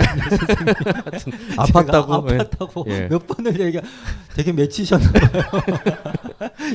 할 때마다 얘기를 하잖아요. 제가 계속 강조하는데 예, 아프셔서 어쩔 수 없이 못하시게 됐다고 했는데 몸을 추스리고서는 작년 여름에 8월 한 말부터 한 4번 정도 긴급히 만났습니다. 9월 말 정도까지 한 4번을 2주 간격으로 4번 정도 아주 치열한 토론을 한 내용물이 이 책이고요. 3편으로는 제 입자는 공부 중독은 제가 얘기하는 거 같고 공부 쪽은 엄기 선생님이 좀 더 이제 얘기하는 것 같습니다. 그래서 저는 조금 더 미시적이고 개인에 대한 얘기들을 많이 보고 삶에 대한 부분들에 대해서 조금 더 신경을 좀 썼다면 엄 선생님 쪽에서는 그 좀 더 거시적인 우리 세상이 돌아가는 거에 대한 사회학적인 부분들, 그다음에 일반화할 수 있는 부분들이 어떻게 이 공부라는 키워드 가지고 우리 사회를 망가뜨리고 있는가에 대한 얘기들을 해주신 것 같습니다. 그런 면에서 저는 굉장히 만족스러웠다고 생각을 하는데요. 엄 선생님은 처음에 이 책을 이제 대담집 형식으로 내자고 했을 때 그동안 사실은 대담집은 처음이셨죠. 그러니까 이런 컨셉과 주제를 이제 제안받아서 어땠었는지 또 어떤 기분을 어떤 생각으로 참여해 주셨는지 얘기 좀 해주셨으면 좋겠어요. 네. 저는 뭐 이제 스님께서는 그 진료실에서 이제 청소년들을 주로 만나잖아요. 근데 저는 대학교 강의실에서 학생들을 주로 만나는데 지금 제가 시간 강사한 지 한 10년 정도 됐거든요. 근데 10년 정도 이제 대학 강의실에서 이렇게 쭉 가르치면서 그 학생들의 변화라 그래야 되나 아니면 공부하는 방식의 변화라 해야 되나 이제 이걸 보면서 한 몇 년 전부터 굉장히 좀 당황스러웠어요. 저는 사실 그 교수가 아니라 교사가 되고 싶었던 편이었거든요. 저는 사람을 가르치고 배우고 이제 그런 걸 통해 가지고 사회를 바꾸고 이제 이런 거에 대해서 굉장히 이렇게 신념 같은 것도 있고 기쁨 같은 걸 굉장히 강하게 느끼는 편이에요. 그래서 처음 이제 대학 가가지고 강의할 때부터 이제 저는 재미도 있었고 뭐 그리고 보람도 있었고 이제 이랬는데 가면 갈수록 그 학생들이 보이는 그 태도의 변화 그리고 이게 그냥 학생 한 명 한 명의 문제가 아니라 그 제도의 변화 있잖아요. 이 제도의 변화 속에서 어쩔 수 없이 학생들이 보이게 되는 그런 모습을 보면서 제가 이 가르친다는 게 더 이상 가능한가? 이제 이런 의문을 가르치고 배운다는 게 이게 정말 가능한가라는 의문을 가지게 됐는데 그러면서 제가 이제 하전 선생님이 한테 제가 8월달에 이제 제가 전에 선생님 그때 제안한 거 같이 했으면 좋겠습니다라고 이제 말씀을 드리게 된 이유가 거시적으로 이제 지금 말씀드렸던 그런 것뿐만이 아니라 그게 강의실에서도 어떤 형태로 나타나냐면은 그 아픈 친구들이 많아졌어요. 그 정신과에서 이제 그 질병이라고 이제 분류할 수 있는 형태의 이 아픈 학생들 그리고 이제 그런 징후를 보이는 학생들이 많이 나타나는데 제가 의사가 아니잖아요. 그러니까 전 너무 당황스러운 거죠. 그리고 저뿐만이 아니라 지금 대학에 많은 그 강사랑 교수들이 되게 당황스러워해요. 왜냐하면 이전에는 가르치는 사람으로서 어느 정도 다가가면 그 다음은 이제 그 학생이 집에서 또는 이제 병원에 가서 해결을 했었는데 지금 이 경계가 되게 사라져 버렸거든요. 그래서 교수나 교사 여기 아마 그 선생님들 좀 많이 와 계실 거라고 생각을 하는데 교사이신 분들은 많이 느끼실 거예요. 이게 학생들 이전처럼 학생들한테 다가가면은 이게 사이가 좋고 우정이 만들어지는 게 아니라 약간 늪에 빠지는 느낌. 내가 어떻게 해야 될지를 잘 모르고 교사들이 그 때문에 굉장히 당황해 하고 있거든요. 그렇다고 해가지고 안 다가가면은 이건 교사가 아닌 거예요. 그러니까 이게 지금 제가 아까 뭐 선생님 말씀하신 교사도 학교가 두렵다라는 책 쓰면서 저는 교사들을 굉장히 많이 만났는데 교사들도 빠져있는 딜레마고 저도 시간 강사인데도 불구하고 저는 이제 뭐 학생들하고 좀 친하게 지내는 편인데 저도 굉장히 당혹스러운 거죠. 그러니까 그래서 제가 선생님은 아까 미시적이고 이제 이런 부분에서 사회적인 게 어떻게 돌아가는가 이게 이제 궁금하셨던 거고 저는 반대로 그럼 나는 얘네들을 어떻게 이해해야 되는가 이거는 제가 할 수 있는 문제가 아니고 또 저는 굉장히 싫어하는 것 중에 하나가 어설프게 정신분석학 공부해가지고 정신분석학적으로 얘기하는 인문사회학에서 이게 정신분석학 공부 좀 하거든요. 그래서 어설프게 얘기하는 건 좀 많이 싫어해가지고 이건 좀 이렇게 이 문제를 좀 많이 다루어왔던 정신과 의사이신 선생님하고 하면은 이건 굉장히 이렇게 양쪽에서 이 현상을 어떻게 바라봐야 되고 우리가 어떤 노력을 해야 되는가 하는 게 보이지 않을까라는 생각이 들어서 이제 스마 같이 대담을 하게 된 거예요. 그런 면에서는 이제 어떻게 보면 좋게 보면 환상의 궁합이 될 수도 있고요. 안 되면 삐걱거리다 끝나는 도대체 무슨 소리를 하는 건지 서로 코드가 안 맞아서 그럴 수도 있는데 다행히 이제 막 얘기하면 할수록 내가 생각했던 게 바로 그거다. 뭐 이런 얘기들이 있었던 면들을 많이 보게 됐었습니다. 근데 이제 저도 그렇고 엄 선생님도 그렇고 흥미있는 그러니까 정말 어떤 키가 되는 이제 친구들을 봤던 경험들을 서로 공유한 게 있는데 이 책에서 얘기한 것 중에 하나가 그러니까 제가 보는 친구 하나는 어떤 부분이 있냐면은 그러니까 공부 중이에요. 그러니까 공부라는 것을 하고 있을 때 가장 안전합니다. 그러니까 그 이전에 그런 부분이 언론에 나올 때 캥거루족이라고 얘기하거나 아니면 석사만 3개째 뭐 이런 사람들이 있죠. 아니면 전 공무원 시험을 준비하고 있어요. 뭐 대학원을 준비 중이에요. 구체적으로 물어보면 아무것도 안 해요. 그러니까 공무원 시험을 준비 중이야. 그러면 9급 일반직이니, 아니 기술직이니, 지역행정 자세히 물어보면 그 개념도 지금 없는 상태로 그냥 엄마 아빠한테는 저 공무원 준비하고 있어요. 라고만 하고 있을 뿐이고 몇 급인지도 얘기하지 않고 아니면 세게만 말해요. 5급, 7급이요. 뭐 이러면서. 근데 그런 친구들이 갖는 심리가 뭘까에 대해서 상담을 해볼수록 느끼는 것 중에 하나는 타석에 서지 않은 채 계속 연습만 하는 선수 같은 느낌이에요. 그러니까 마음 안에는 만능감이라고 이제 점 선생님이 얘기하신 전능감, 만능감, 훼손되지 않은 완벽한 상태가 되고 싶은 마음이 있어요. 근데 그게 한 번도 훼손되지 않은 채 계속 자라왔어요. 부모님이 우리 부모 세대에서는 아이가 공부를 하고 있을 때는 모든 부분이 익스큐즈가 되거든요. 그리고 가능하면 나와 똑같이 고학력 내지 학력을 가지고 중산층이 돼서 살길 바라기 때문에 그게 가장 안전하다고 생각합니다. 타율이 높은 일이라고 생각해서 그걸 하고 있을 때와는 내가 모든 걸 희생할 수 있다고 생각해주기 때문에 어느 순간부터 나는 공부하고 있어요라고만 말을 하면 모든 부분에 열애가 됩니다. 그건 우리 삶이 그렇죠. 중학교 때부터 학원 뺑뺑이 돌기 시작하면 뭐 할아버지 할머니와 밥 먹으러 가, 뭐 제사를 해, 하다못해 교회를 가도 이제 안 가도 되는, 그러니까 집안 모든 행사에 빠져도 되는 사람이 되는 걸 나 몸소 체험하면서 지냈고, 어른이 된 다음에도 이제는 제발 사회에 나가야 되지 않을까라는 생각이 들 때도 난 좀 더 완벽한 준비가 돼야만 될 것 같은 거예요. 그래서 이 준비를 한다는 말만 하면서 아무것도 하지 않은 채로 지내니까 어느 순간 한 27, 8쯤 되면 저한테 옵니다. 이상하거든요. 만나보면 우울증이 있는 것도 아니고요. 무슨 사회공포증이 있는 것도 아니고 무슨 공황장애가 있어서 밖에서 일을 못하는 것도 아니에요. 그냥 보통 사람이에요. 다만 자기가 생각하는 어떤 이상적인 목표와 난 이 정도는 해야 돼 라고 생각하는 것과 지금 자신의 준비, 자기가 할 수 있는 실력 차이 간격이 너무 큰 거죠. 근데 차라리 거기에 대해서 굉장히 분해하거나 아니면 거기에 대해서 좌절감을 느끼는 우울의 감정을 느끼고 있을 땐 도리어 괜찮아요. 그럼 그 시기가 넘어가면 우리가 이제 다독이면서 이제 뭐 하나하나 정말 땅에서부터 시작하자는 말을 할 수가 있는데, 아예 보지 않은 채 여전히 공부 중 편말만을 든 채 우리 사회 안에 그냥 머무르고 있는 유예된 상태로만 지내는 사람들을 점점 늘어나는 걸 보게 됩니다. 왜냐하면 우리가 갖고 있는 정보 때문에, 삶의 정보 안에서 워낙 요즘 헬조선이다, 5포 세대다, 6포 세대 나오는 걸 보면 세상 나가면 무섭다는 생각밖에 안 들거든요. 그래서 가능하면 내가 슈퍼히어로 같은 완전체가 돼서 나간다면 될 거야. 그 완전체가 되기 전까지는 난 나가지 않을 거야 라는 생각이 점점 강해지는, 그러니까 악순환이죠. 이런 부분들을 이제 보게 되는 게 제가 정말 이 문제가 상당히 심각한 문제다라는 생각을 하게 된 좀 구체적인 얘기들이었습니다. 아무 선생님은 어떠셨는지? 예, 그 이제 스님께서는 왜 그 사회학적 용어로 이제 주체라고 하는 게 주체들이 타석에 들어서지 않으려고 하는가 하는 점에 이제 초점을 맞춰가지고 이제 심리학적인 말씀을 이렇게 해주셨는데, 이렇게 사회학적으로 보면은 경제학적으로 보면 이게 나라를 다스리는 입장에서는 이거보다 좋을 수가 없어요, 사실.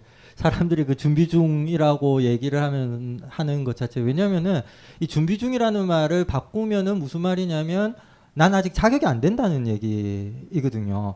근데 이게 과거의 자본주의가, 과거도 아니죠. 한 20, 30년만 하더라도 자본주의가 가지고 있는 가장 큰 거는 이제 노동력을 재생산하는 거잖아요. 그래서 어떻게든 놀고 있는 인간을 데려다가 놀면 안 된다.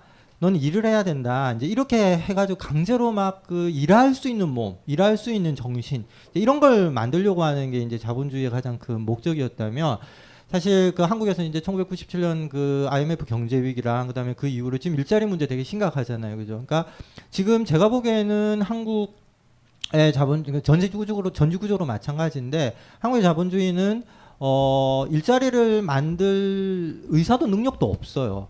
솔직히 말씀드리면 제가 보기에는 더 많이. 근데 어쨌든 지금 대학 졸업률 같은 경우는 굉장히 높거든요. 진학률이나 졸업률이나. 그러니까 소위 얘기하는 고학력의 청년들은 계속 나오는 건 거죠. 이게 사실 이게 피트가 너무 안 맞거든요. 안 맞으면 이게 폭동이 일어나야 되는 거죠. 나는 이만큼 취직을 하기 위해서 준비를 했는데, 난 이만큼 하려고 했는데 왜 취직이 안 되냐 라고 해서 뭐 폭동이 일어나든 반란이 일어나든 뭐가 일어나든 일어나야 되는데, 이게 안 일어나게 하는 가장 좋은 방법 중에 하나가 뭐냐면 네가 준비가 부족해서야 라는 거고, 그 주체들이 그걸 이제 받아들이는 거거든요. 그래, 맞아, 이 모든 것은 내가 준비가 부족했다. 그 준비가 부족하면 뭘 해야 되겠습니까? 공부를 해야 되는 거죠. 그러니까 난 준비가 부족하니까 더 공부해야 된다. 이래가지고 계속 공부하는 형태로 이 유예를 시키면은, 아까 스님 말씀하신 주체 입장에서는 난 이게 타석에 안 들어줘도 되니까 상처를 안 받고, 나라의 입장, 그러니까 통치 권력의 입장에서는 내가 다 이 모든 건 내가 부족해서 벌어지는 문제니까 그 반란이라든가 뭐 폭동이라든가 이제 이런 것도 안 일으키게 되는 거고 있잖아요. 그러니까 너무 이렇게 절묘하게 맞아 떨어지게 된 거죠. 이 그 구조적인 문제랑 그다음에 그 어떤 개인의 문제에 같은 것이요. 그러면서 요 둘 사이에 그 왜 그 방송국에서 온 에어 이게 뜬 거죠. 공부 중 이제 이 사인이 뜨면은 양쪽 다 이렇게 굉장히 안심할 수 있는 형태가 되는 거예요. 그리고 또 이게 공부 중이면 되게 좋은 것 중에 하나가 뭐냐면 비평은 할 수가 있어요. 그러니까 대학원생들이 보면 비평 엄청 잘하거든요. 왜냐하면 공부 중이기 때문에. 근데 공부 중이 아니라 공부를 끝내면 생산물을 만들어내야 되고 비평을 당하는 입장이 되잖아요. 그 예를 들면 선생님이랑 저도 이제 이 책을 썼으면 비평만 하는 게 아니라 비평을 당하게 되잖아요. 이건 무섭거든요. 근데 이제 공부 중인 사람들은 그래서 비평은 막 열심히 해요. 근데 우리 모두가 사실은 굉장히 비평을 하죠. TV를 보면서 뭐 쟤는 노래를 잘 부르네, 뭐 못생겼는데 어떠네, 뭐 어쩌고 저쩌고 하는데 끊임없이 이 비평을 할 수가 있는. 그러니까 이게 준비 중이고 공부 중인데 그러면 아무것도 안 하냐면 안 하는 게 아니라 굉장히 만능감 같은 게 좀 모든 것에 대해서 비평할 수 있고 모든 것에 대해서 코멘트를 달 수가 있으니까. 그러니까 지금 한국에서 넘쳐나는 건 댓글밖에 없다. 제가 얘기하는데 양질의 담론은 생산이 안 되고 그 저질의 댓글만 엄청나게 많이 생겨난 이게 이제 잉여의 시간 안에 사회적 지금 엄 선생님이 얘기한 부분으로 치자면 가르칠 수는 없지만 익혀야 하는 것들을 몸소 익히는 것들이 있었어요. 근데 이건 당연히 집이라든지 동네라든지 학교에서 이렇게 쉬는 시간과 잉여 시간 속에 익히면 되기 때문에 절대 커리큘럼 안에 들어가 있지가 않았습니다.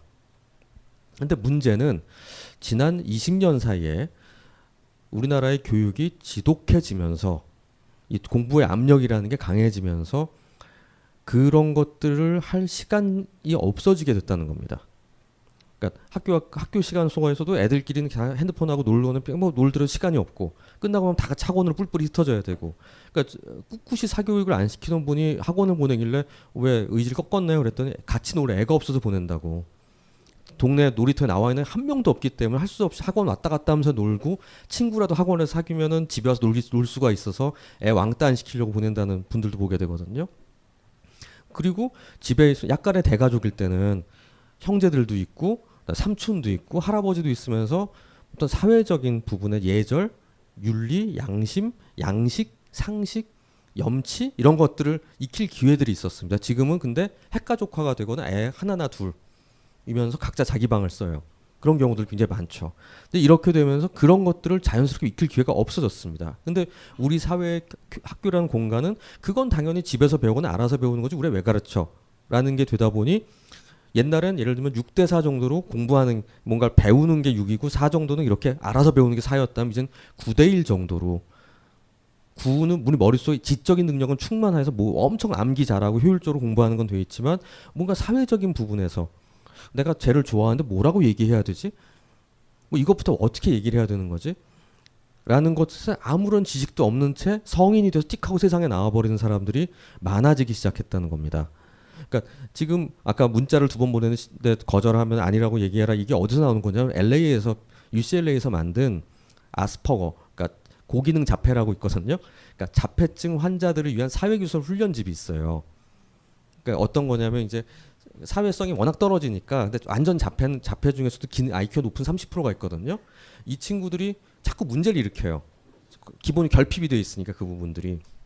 그래서 이 친구들에게 사회성을 길러주기 위해서 굉장히 세세하게 만들어놓은 사회교섭 훈련 가이드북이 있거든요. 그 매뉴얼북인데 그걸 이제 한국어로 번역한 친구가 있어서 제가 강의를 한번 들었는데 굉장히 재밌더라고요. 왜냐하면 저는 자폐증 환자 그렇게 많이 보지 않지만 소아정신과 의사가 아니니까 제가 만나는 대학생들 보니까 이거 주고 싶은 거예요, 이 책을.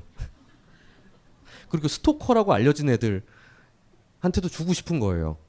그러니까 내가 와가지고 데이트하다가 막 상처받았다 와서 얘기한 친구 중에 하나는 내가 걔한테 83,000원 썼는데 어떻게 나한테 이럴 수가 있냐. 내가 83,000원이나 썼으면 막 세세하게 얘기하면 83,000원이나 썼으면은 지금쯤 나한테 뽀뽀도 해주고 손도 잡아줘야 되는 거 아니냐. 근데 왜 쟤는 날 밉다고 그러고 내가 전화 뚝뚝 끊고 나는 발신자 제한을 시켜놓는 거냐. 그리고 내 집 앞에 찾아가서 따졌는데 그게 잘못한 거냐. 근데 그렇다고 이 친구가 무슨 사이코패스냐 아니면은 무슨 자폐증 아니에요. 그냥 대학생이야. 공부 잘하는 애예요. 돈에 공부를 좀 많이 잘해요. 그러니까 그런 사람들이 생기게 되는 게 어떻게 보면 이런 사회적 변화가 생기면서 공부라는 것 자체가 9대1로 되고 또 그 일을 해결할 방법조차도 또 공부로 해결하려는 그런 아이러니컬한 문제들이 생기게 되는 게 지금의 사회라는 부분이었습니다. 자, 이제 중요 인물들의 리스트를 넘겨주실까? 물론 강준만, 유시민, 유홍준, 이회수, 이철 그리고 주지무. 메이야? 이게 무슨 리스트야? 아무 공통점도 없잖아. 단지일보 부편일장이 인터뷰한 이 책을 읽어보면 공통점을 알 수 있지. 헬 조선에서 흑수저로 태어나 비범한 삶을 살아온 인물들이란 걸. 도서출판 생각비행 범인은 이 안에 없다? 전국 온오프라인 서점과 딴지 마켓에서 절찬 판매 중이지. 강원 선생이 명리학 강좌를 한다고 했을 때 무슨 생각이 들었냐면 인문학적 관점에서 이 명리학을 재해석을 해서 세상을 보는 하나의 관점을 툴을 프레임을 제시하려고 하는 거 아니겠는가라고 생각하였어요. 제가 받은 인상은 이겁니다. 이게 일종의 지도책이구나. 나를 찾아가는 내비게이션. 강원의 명리 운명을 읽다. 식신이 뭡니까? 처먹는가? 아, 명리학 쉽구나. 도서출판 돌베개에서 나왔습니다. 우리는 생각했습니다. 실외는 가까운 곳에 있다고. 우리가 파는 것은 음료 몇 잔일지 모르지만 거기에 담겨있는 것이 정직함이라면 세상은 보다 건강해질 것입니다. 그래서 아낌없이 담았습니다. 평산네이처 아로니아 친. 지금 딴지마켓에서 구입하십시오. 예, 지금 선생님 말씀하신 것처럼 1대9로 해서 이제 살아가면서 배워야 될 스킬, 테크닉 같은 경우에는 거의 못 배우는 거잖아요. 그럼 나머지 9를 배우면 그거라도 잘하냐? 저는 정말 진짜 제가 사실 쌤하고 이제 책을 쓰게 된 가장 결정적인 계기가 있는데 그럼 9라도 잘하냐? 여기에서 제가 진짜 억장이 무너지고 가슴이 답답하고 나는 누구인가? 나는 여기 왜 있나? 제가 가끔씩 강의실에서 나오면서 그러거든요. 여긴 어디인가? 나는 누구인가? 그 멘붕이잖아요. 그죠? 그래서 이제 그런 생각을 할 때 이건 학생들을 비난하기 위해서 하는 얘기가 아니라요. 그 가르친 사람이 잘못도 있고 그 제도의 문제도 있는데 그게 왜 그러냐면 그럼 나머지 그 구에서 배운 그 공부는 그럼 어떻게 되느냐? 그 공부를 통해서라도 그러면은 이 삶의 기술 또는 삶의 기술까지는 아니더라도 어떤 이 머리를 이렇게 이 지적 능력이라 그래야 되나 이제 그런 거라도 이렇게 좋아져야 되는데 제가 그 기말에 이제 시험을 치고 해보면은 허무해요. 왜 허무하냐면은 그러니까 아까 선생님 말씀하신 대로 이렇게 그 배운다는 거는 두 가지로 구성되어 있거든요. 배우면 이제 익혀야 되거든요. 학습이잖아요, 그죠? 그래서 익혀가지고 그걸 내가 잘 다룰 수 있어야 돼요. 이게 가르쳐지 않는 것도 마찬가지고 가르쳐서 배우는 것도 그렇고 결국 궁극적인 목적은 내가 다룰 수 있느냐 없느냐의 문제가 되는 거예요. 인문사회과학이라면은 개념을 다룰 줄 알아야 되는 거고 자연과학이라고 하면 뭐 공식이라든가 아니면 이제 그런 걸 다룰 줄 알아야 되는 측정이라든가 이제 측정하는 방식 이제 이런 것들 다룰 줄 알아야 내가 어떤 그 산출을 해낼 수가 있잖아요. 이제 그렇다면 이제 저 같은 경우에 이제 인문사회과학을 가르치는 학생들한테 개념을 가르쳐 주죠. 이제 개념을 가르쳐 주면은 저는 이제 수업 시간에 학생들이 토론도 하게 하고 그 다음에 그걸로 이제 쪽을 또 쓰게 하고 이제 막 여러 개를 이렇게 해요. 그러면 짜증을 내는 친구들이 좀 가면 갈수록 많아집니다. 왜 짜증을 내냐면은 아는데 그 왜 자꾸 우리한테 토론을 시키는 귀찮게 그리고 이제 토론하다 보면 이제 말도 안 되는 소리도 들어줘야 되고 뭐 이제 그렇거든요. 그러니까 이제 짜증이 나는 거죠. 그래서 저는 그걸 뭐라고 표현하냐면은 매끄럽게 배워온 습관이 붙어 있어가지고요. 우리는 정말 학교에서 그리고 학원화된 거죠. 학교도 아니고 그래서 정말 매끄럽게 배우거든요. 이렇게 요약형으로 있잖아요. 이렇게 쫙 배우니까 이렇게 배우는 거죠. 그래서 PPT 통해서 배우고 하니까 시험 쳐가지고 하면 기가 막히게 잘 알죠. 뭐가 이렇게 탁탁탁탁탁 지금 이제 하는데 이제 저처럼 이제 하면 이제 좋아하는 친구들도 있지만 짜증내는 친구가 많고 가면 갈수록 짜증내는 친구가 좀 많아지고 그래서 무서워요 가끔은. 이번 학기에 뭐 그러니까 요번 학기에 좀 웃긴 얘기 안 해도 요번 학기에 제 강의 계획서에는 적어놨어요. 성적에 관심 없는 학생들이 들어주기를 바랍니다. 이렇게 미리 적어놨거든요. 이제 어쨌든 이제 그런데 그렇게 매끄럽게 배워온 게 이제 습관이 된 친구들이 되면 이제 싫어하죠. 이제 기말에 가가지고 저는 이제 시험 문제를 낼 때, 그러니까 뭐 그 개념에 대해서 써라, 설명하라 이런 식으로 안 해요. 안 하고 어떤 상황을 하나 제시를 해주면서 이 상황을 그동안 수업 시간에 배운 걸 가지고 한번 설명해봐라. 이제 이렇게 내는 거죠. 제가 첫 학기 때 냈던 시험이 뭐냐, 그때 이제 장기하가 처음 떴을 때였는데 장기하의 그 식은 커피 뭐 저쩌고 하는 노래 있죠. 예? 네, 싸구려 커피, 식은 커피를 그 싸구려 커피 있잖아요. 그 노래를 틀어주고 그다음에 이 노래가 왜 떴는지, 그리고 왜 너네도 젊은이들인데 왜 젊은이들이 이 노래를 좋아하는지를 야부리 풀지 말고 수업 시간에 배운 개념을 가지고 써봐라. 이제 이렇게 시험 문제, 제가 그 개인적인 거랑 이제 구조적인 거 합쳐져서 만들어진 문제인 거예요. 예, 그렇습니다. 그런 부분들이 이미 우리 어떻게 보면 이제 언어 안에 배어 있는 면이 있어요. 그러니까 취업 준비생이라고 그러죠. 어떻게 보면 이미 대학은 졸업하거나 대학을 졸업할 때가 된, 아니면 고등학교 졸업할 수도 있고요. 취업 준비인이 아니라 학생이라는 의미로, 그러니까 반인 1인분이 아니라고 이미 사회에서 규정을 해버리고 모든 사람이 전 취준생이에요 라고 얘기를 합니다. 공시생이에요. 그 다음에 인턴. 그러니까 이전엔 이미 왜냐면 당연히 누가 완벽하게 완성돼서 대학 일을 시작해요. 다만 그 보수를 적게 받고 숙련도가 올라가면서 더 괜찮아지는 자리로 올라가는 건 원래 노동이라는 게 그런 것인데도 불구하고 우리 사회는 어느 순간부터 취업준비생이 엄청나게 모든 걸 해와서 만전체가 돼서 와라. 내지는 인턴을 해가지고 인턴 동안 언제든지 불안정해서 잘릴지도 몰라. 그러니까 그동안 열정페이 갖고 일을 해라는 게 마치 단계별로 움직인다는 듯한. 그러니까 이전엔 수습사원이라는 건 있었죠. 근데 그거는 사원이었죠. 그 계급이 다른 사람이 같은 사원이지만 수습 기간 몇 개월이 지나면 이제 정말 사고를 치지 않는 한은 정직원이 돼요. 뭐 이런 단계였던 것과 너무나 다른 또 다른 계급들 만든 그 계급을 만드는 것 중에 하나가 공부 중이 된, 너는 아직까지 학생이야 이라는 그런 언어 자체가 우리가 만드는 면이 있다는 부분이 있고요.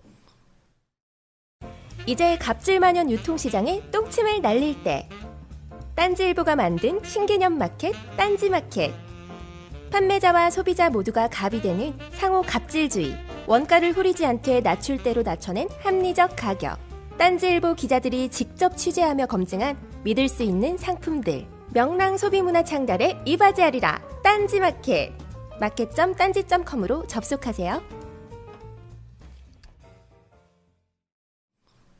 결국은 전 정신과 심리학적 의미에서 보면 이런 겁니다. 하나의 우리의 사고의 틀, 프레임이 공부 시스템으로 모든 게 이루어지기 시작했다는 겁니다.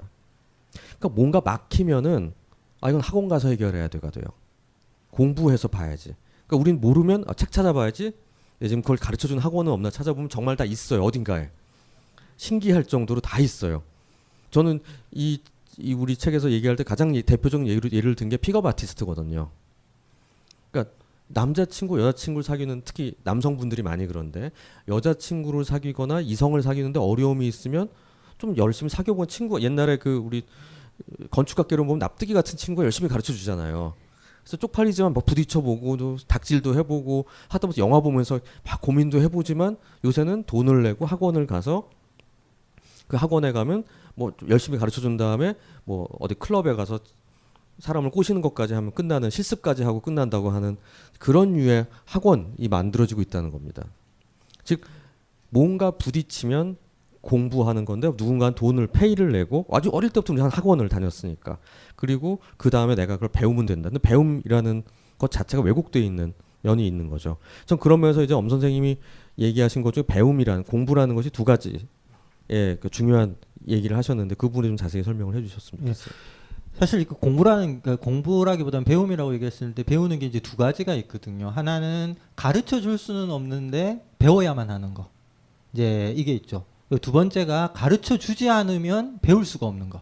이제 이 두 가지가 있거든요. 그러니까 예를 들어서 가르쳐 줄 수는 없는데 배워야만 하는 건 예를 들면 뭐 연애라든가, 요새는 그것도 가르쳐 주니까 문제긴 한데 그 연애라든가 아니면 사람 대하는 법이라든가 뭐 이제 이런 거 같은 경우에는 이건 사실 가르쳐 줄 수 있는 게 아니거든요. 그게 아무리 테크닉이 있다고 하더라도 이 상대가 있는 거기 때문에 그거는 가르쳐 줄 수 있는 게 아니라 삶을 통해서 배워나가는 것이 될 수밖에 없는 거죠. 삶의 과정 속에서. 그러니까 그걸 이제 하준 선생님이 쓰셨던 표현 배우면 생활기스가 날 수밖에 없어요. 이게 살면서 배워야 되는 거니까. 그래서 사실 연애를 여기 오신 분들, 연애 많이 해보신 분들 있고 적게 해보신 분들도 있는데, 연애하는 사람들이 한결 같이 하는 말이 연애를 너무 안 해본 사람하고 연애하면 안 된다. 이런 말 많이 하거든요. 연애도 해본 놈하고 해본 놈하고 해야 좀 덜 피곤하고 협상도 빨리 할 수 있고 뭐 어떻게 저렇게 되지. 이 초짜들끼리 만나면 이거 굉장히 골치 아프다라는 얘기 많이 하잖아요, 그죠? 이제 그것처럼 해본 사람, 그러니까 이거는 트라이 앤 에러를 통해서만 배울 수 있는 거. 이게 이제 살면서 배우는 과정인 거고, 이거는 커리큘럼화 할 수가 없어요. 커리큘럼화 할 수가 없다는 말의 핵심 뭐냐면은 제도화할 수가 없다는 것이거든요. 우리 왜 이제 대학 강의실이나 이런 거면 다 그건 이제 교과 과정이라 그러거든요. 이제 교과 과정화 할 수 없는 게 있는 거죠. 반면에 가르치지 않으면 배울 수 없는 게 있습니다. 예를 들면 미분적분 같은 경우에, 물론 뭐 천재들 같은 경우에는 뭐 혼자서 뭐 도통하는 수도 있지만 그건 우리 얘기는 아닌 거고, 우리가 안 가르쳐줬는데 미분적분을 어떻게 알 수가 있겠습니까? 오늘 뭐 보니까 중력파 발견됐다 그러는데 그 중력파 문제 이런 거를 안 가르쳐 줬는데 어떻게 발견할 수가 있겠어요? 그래서 그런 거는 어떻게 배워야 되냐면 가르쳐 줘야지만 배우는 겁니다. 이거 그러면 이 가르쳐 주기 위해서는 잘 가르쳐야 되는 거죠. 체계적으로 가르쳐야 되는 거죠.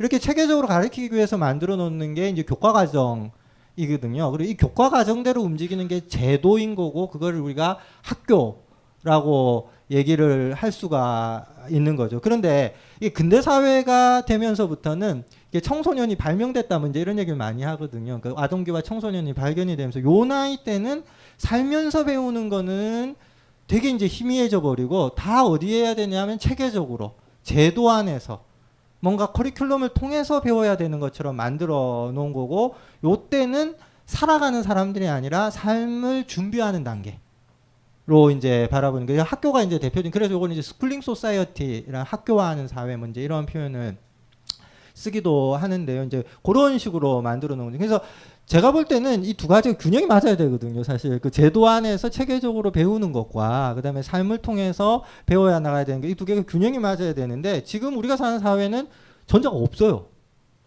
그리고 전자는 이렇게 기스도 나고 상처도 받고 이제 위험해 보이거든요. 그러니까 이게 위험하니까 어떻게 하냐면, 이 위험을 제거하는 방식이 뭐냐면 가르칠 수 없는 건데 다 가르칠 수 있는 것처럼. 그러니까 아까 하전 쌤 말씀하신 것처럼 찾아보면 어디에선가 누군가가 가르치고 있는.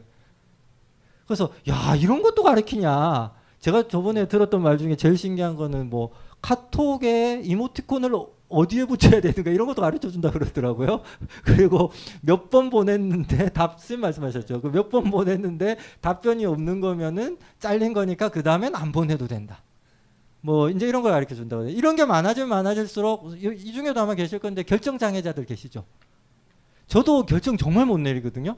가면 갈수록 이제 결정 못 내리는 이유 중에 누군가가 가르쳐 주지, 지도 지침을 하달하지 않으면은 이게 결정을 잘 못 내리는 거죠. 그러니까 그 결정을 못 내리니까, 저도 약간 근데 아마 이 중에 저랑 비슷한 분들이 있으니까 물건 하나 사고 나면 혹시 내가 이걸 제 가격에 샀나? 속지는 않았을까?